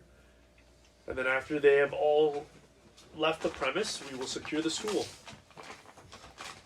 Makusa is now the main security here, student. And he puts his hand on your shoulder, gives you this like fake smile. He's like, you'll feel safer now, without rats guarding you. Wow. This is crazy. This is crazy. What the fuck, man? What'd you do? Who did this? This is fucked up. Okay, so I guess I'm being escorted out. Yes. I'm gonna take a glance at the stained glass as I'm leaving. At the what? Stained glass as I'm leaving. I will take a glance. Maybe we'll stop. We'll stop and stare. Yeah, which one? The one that's empty? Just one that's empty, and then there's one with your mom. I'm looking at both. Your mom just kind of puts her hands up in like a praying kind of position. She just smiles at you. Kind of giving you like a warm smile, like to be safe. Can't run into it. Yeah, so you need to do a strength roll to break free of the Makusa member. Oh fuck. That's not gonna work. Yeah, one. Jesus. You go to That was budge so away. However, he bad. grips your shoulder, pulls you back. He's like, "Oh, you want to play, eh?" So he keeps pushing you towards the stairs, and he pushes you up some of the steps. He's That's like, so "Hey, "Get out of bad. here, kid." Since I heard like the footsteps like with over there, can I like walk towards the chapel? Yeah. Yeah. As you walk towards the chapel, you round the corner to see Finn get thrown up the stairs. That's some bullshit, bro. I'm gonna walk by. We'll just walk by him and just walk down the stairs. I just want to see what's like. Oh, just like not even say anything? Yeah. So as you walk down the stairs, walking past Finn, the Makusa member gets into like a stiff position, and he salutes you. He's like, "Arthur." So this is where I'm I. using it. What? I'm using the fucking plant. What plant? The Oh, the invisibility invisibility plant, thing. bruh. Oh. Okay, yeah. So you pop the pendant. Yeah. After Arthur's passed and no one's around. Yeah. So you go invisible. Yeah, I want to say something like, so this is where the special Pukwudgie would go, huh? So the Makusa member nods. He's like, "Yes." What do they even do over here? And as I do, is there like a doorway to where like the photo area would be? Like where that photo is? Or the painting? That would show that he or Billy and all that is. Oh, the stained glass portraits Yeah. on the side? He's not in any of them, but... No, but Billy's in then. Billy's. Right?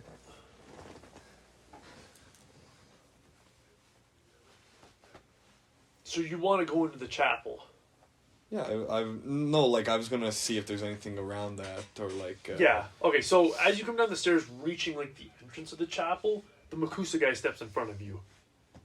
And he's like, "Arthur, like, hello, but you can't come in here." No, I more so, what I'm trying to say is that, like, I more so want to cause, like, a bit of a distraction, maybe let him go in if you want him to take care of anything, if, so maybe they'd have a harder time searching or finding anything, or maybe finding out him. How do you know they're doing that, though? What? How do you know they're doing Well, that? my plan, I was gonna, I didn't know they were looking for him, but I was gonna go down there and do that, but if he's invisible, I might as well just distract them. He just walks by, goes invisible. Yeah. Yeah, you see the... Because, yeah, he would have literally gone invisible right beside me. I would have gone after you were gone. Like after you were in the room, I would have done it. Yeah, If you so didn't anyways... say any words to me as you passed by. When you Yeah, I poke had your to head get around him the back. corner, there is a stained glass picture with Billy and Yeah. the mom. Yeah, I just want to reminisce to Thorn talking to me there, like, fuck. I'm like, huh. Worthless chapel, huh? So the Makusa member nods. He's like, yes, it is. What are they even doing in here? I'm just gonna keep, like, talking to them, just, maybe distract or whatnot. Okay, so what are you doing? Oh, I'm going and I'm doing what I set out to. I'm going invisible and I'm gonna go into that fucking picture. That stained glass picture. Can I not? Oh, yeah, you can. Interesting. Isn't there more memories in there, I'm assuming? Yeah, Maybe some other shit, I don't know. yeah. Okay. I'm going to do what I set out to do. It's kind of one of my character traits. It's called tenacity. What? Be a smart ass. You go into the picture. where we talk about what you see. Patrice. What have I been up to? Benedict comes over and congratulates you. Same with Briar and Faith. They all congratulate you, saying, well done. Benedict's like, I think you played very well considering you're going at such odds. Yeah, I can't believe we haven't lost a game yet, honestly. Benedict. It's pretty crazy. So Benedict's like, yeah, Puckwudgie's going to probably lose again, but It'll be a good game. maybe they can learn something from Thunderbird. Yeah, for sure. So he's like, have you talked to Ayana at all since Sushina's passing? I think briefly. So she's like, she's really been beating herself up. Yeah, I don't know. I haven't really spoken with her too in depthly. I don't believe, but yeah, I feel bad for her honestly. So Benedict's like, do you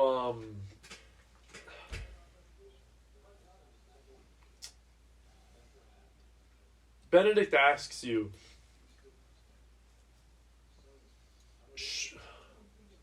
no, Benedict's just gonna say, okay, good job on the game. I guess I'll talk to you later.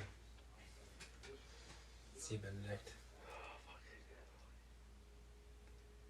Walking away. What the fuck? What? Did you just say? No, I said fuck, bug. Why? What's No, nothing.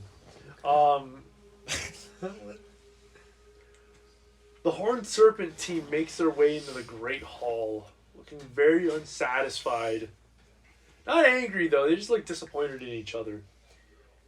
However, the leader, the Seeker, Janice, she begins to insult her team and degrade them. Walking in, she's like, everyone sit down. How pathetic. How absolutely pathetic each one of you are. We just lost to 2 year ones. What does that say about us? And you can see her team, they look like they're going red in the face. They look upset and angry. And she got beat by a year one. So Janice, you look over and you see Declan, the keeper. He's still eyeing you. This guy is just still eyeing you. He's still eyeing you. Game's over. Yeah, I want to briefly look at him, recognize he's making eye contact, then just sort of turn back to the guys or the house and talk with them.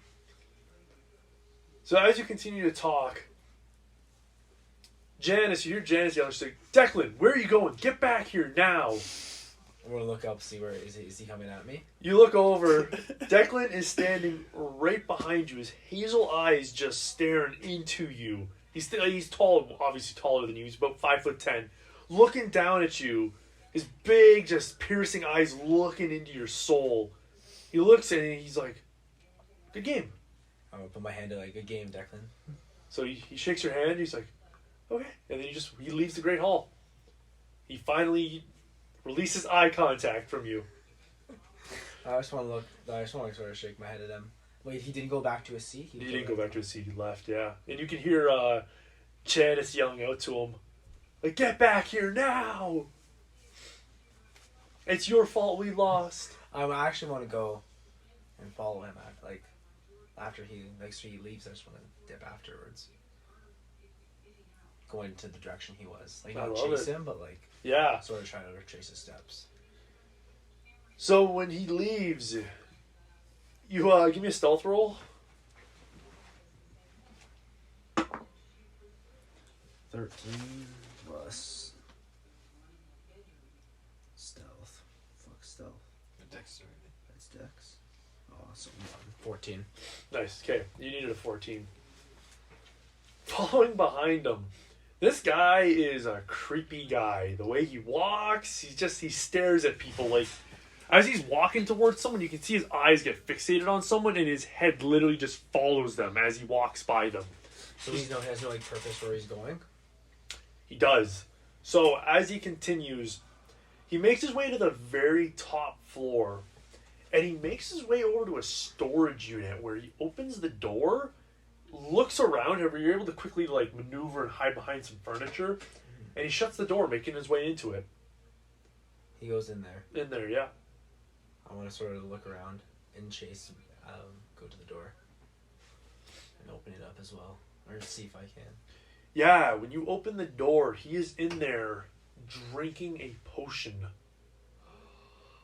So you open the door, he's like, and he like whips it against the wall, and he puts his hands behind his back.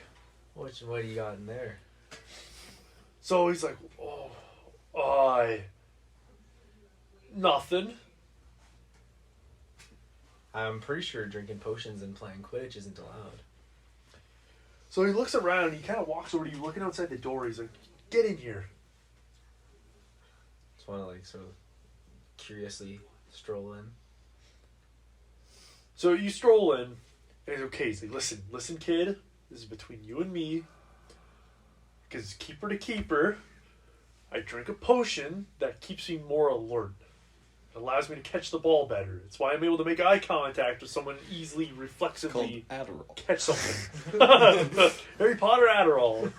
Oh, what's the potion called? It is a... Where is it?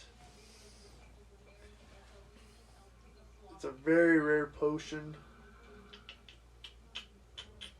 I'll get you the name in a second. Well, whatever it is, can Vitamax. I take a bottle? Can you give me a flask? So he's like, I mean, I could ask my dealer. Oh, you don't have any on you right now? So he looks at the wall. He's like, I mean, you want to lick it off the wall? Who do you get it from?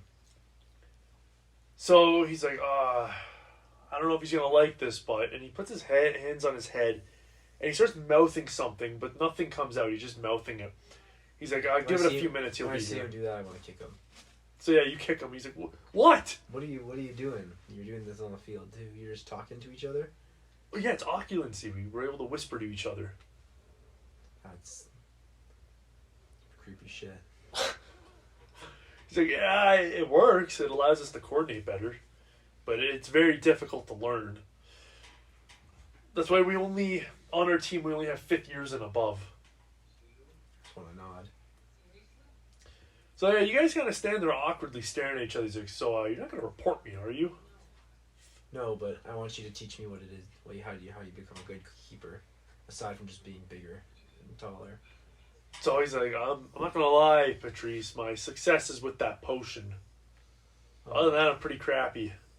Okay, well, that's good to know. That's why I'll just take some of that. So the door, you hear the doorknob, and the door opens, and standing at the door is Hiram. And Hiram looks, he's like, you needed some potions? And he looks at you, he's like, what are you doing here? Is Finn here? And he looks around the room. Finn's not here. I'm just seeing what Declan's getting up to. So, Against his own house. Yeah, that's fine. so he's like, well... And he looks over at Declan, he's like, did he catch you? And Declan nods, and Hiram's like, you fool. So he looks over, he's like, listen, kid. I know how to make Vitamix. Very good potion. It greatly increases your reflexes. I'll give you one if you shut your mouth. Oh yeah, I'll take it. I'll take it back in the house. So he's like, are you in the dueling club? You are in my dueling club, yeah. No, I'm not. Well, if you're ever into dueling, drink this, and any spell, such as Locomotor Wibbly, that causes your body to spasm or something, one of your limbs not to work, this potion will also stop that. Oh, okay, thank you. But yeah, out of game, this potion, when you drink it, you get advantage on dexterity checks.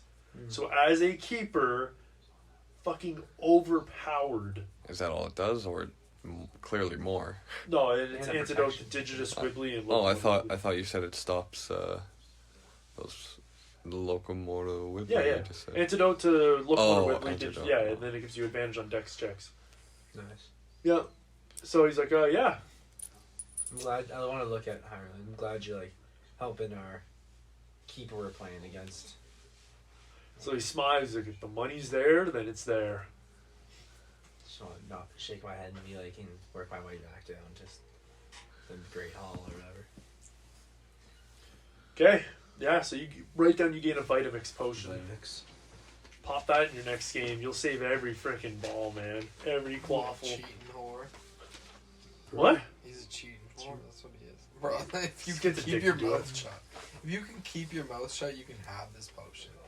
Let's see how long that lasts. Oh, the golden snitch ring. Let's Jeez. see how long. Okay, so making their way down to the Great Hall, the crowd is essentially dispersed. Everyone's kind of made their way back to their own houses.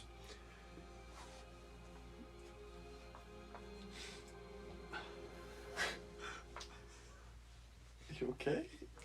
Yeah, Toby hitting you again? no. Spoilers.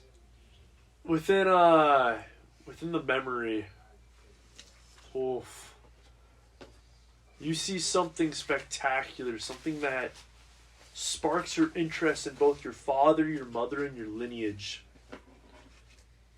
However, that's a story for another time.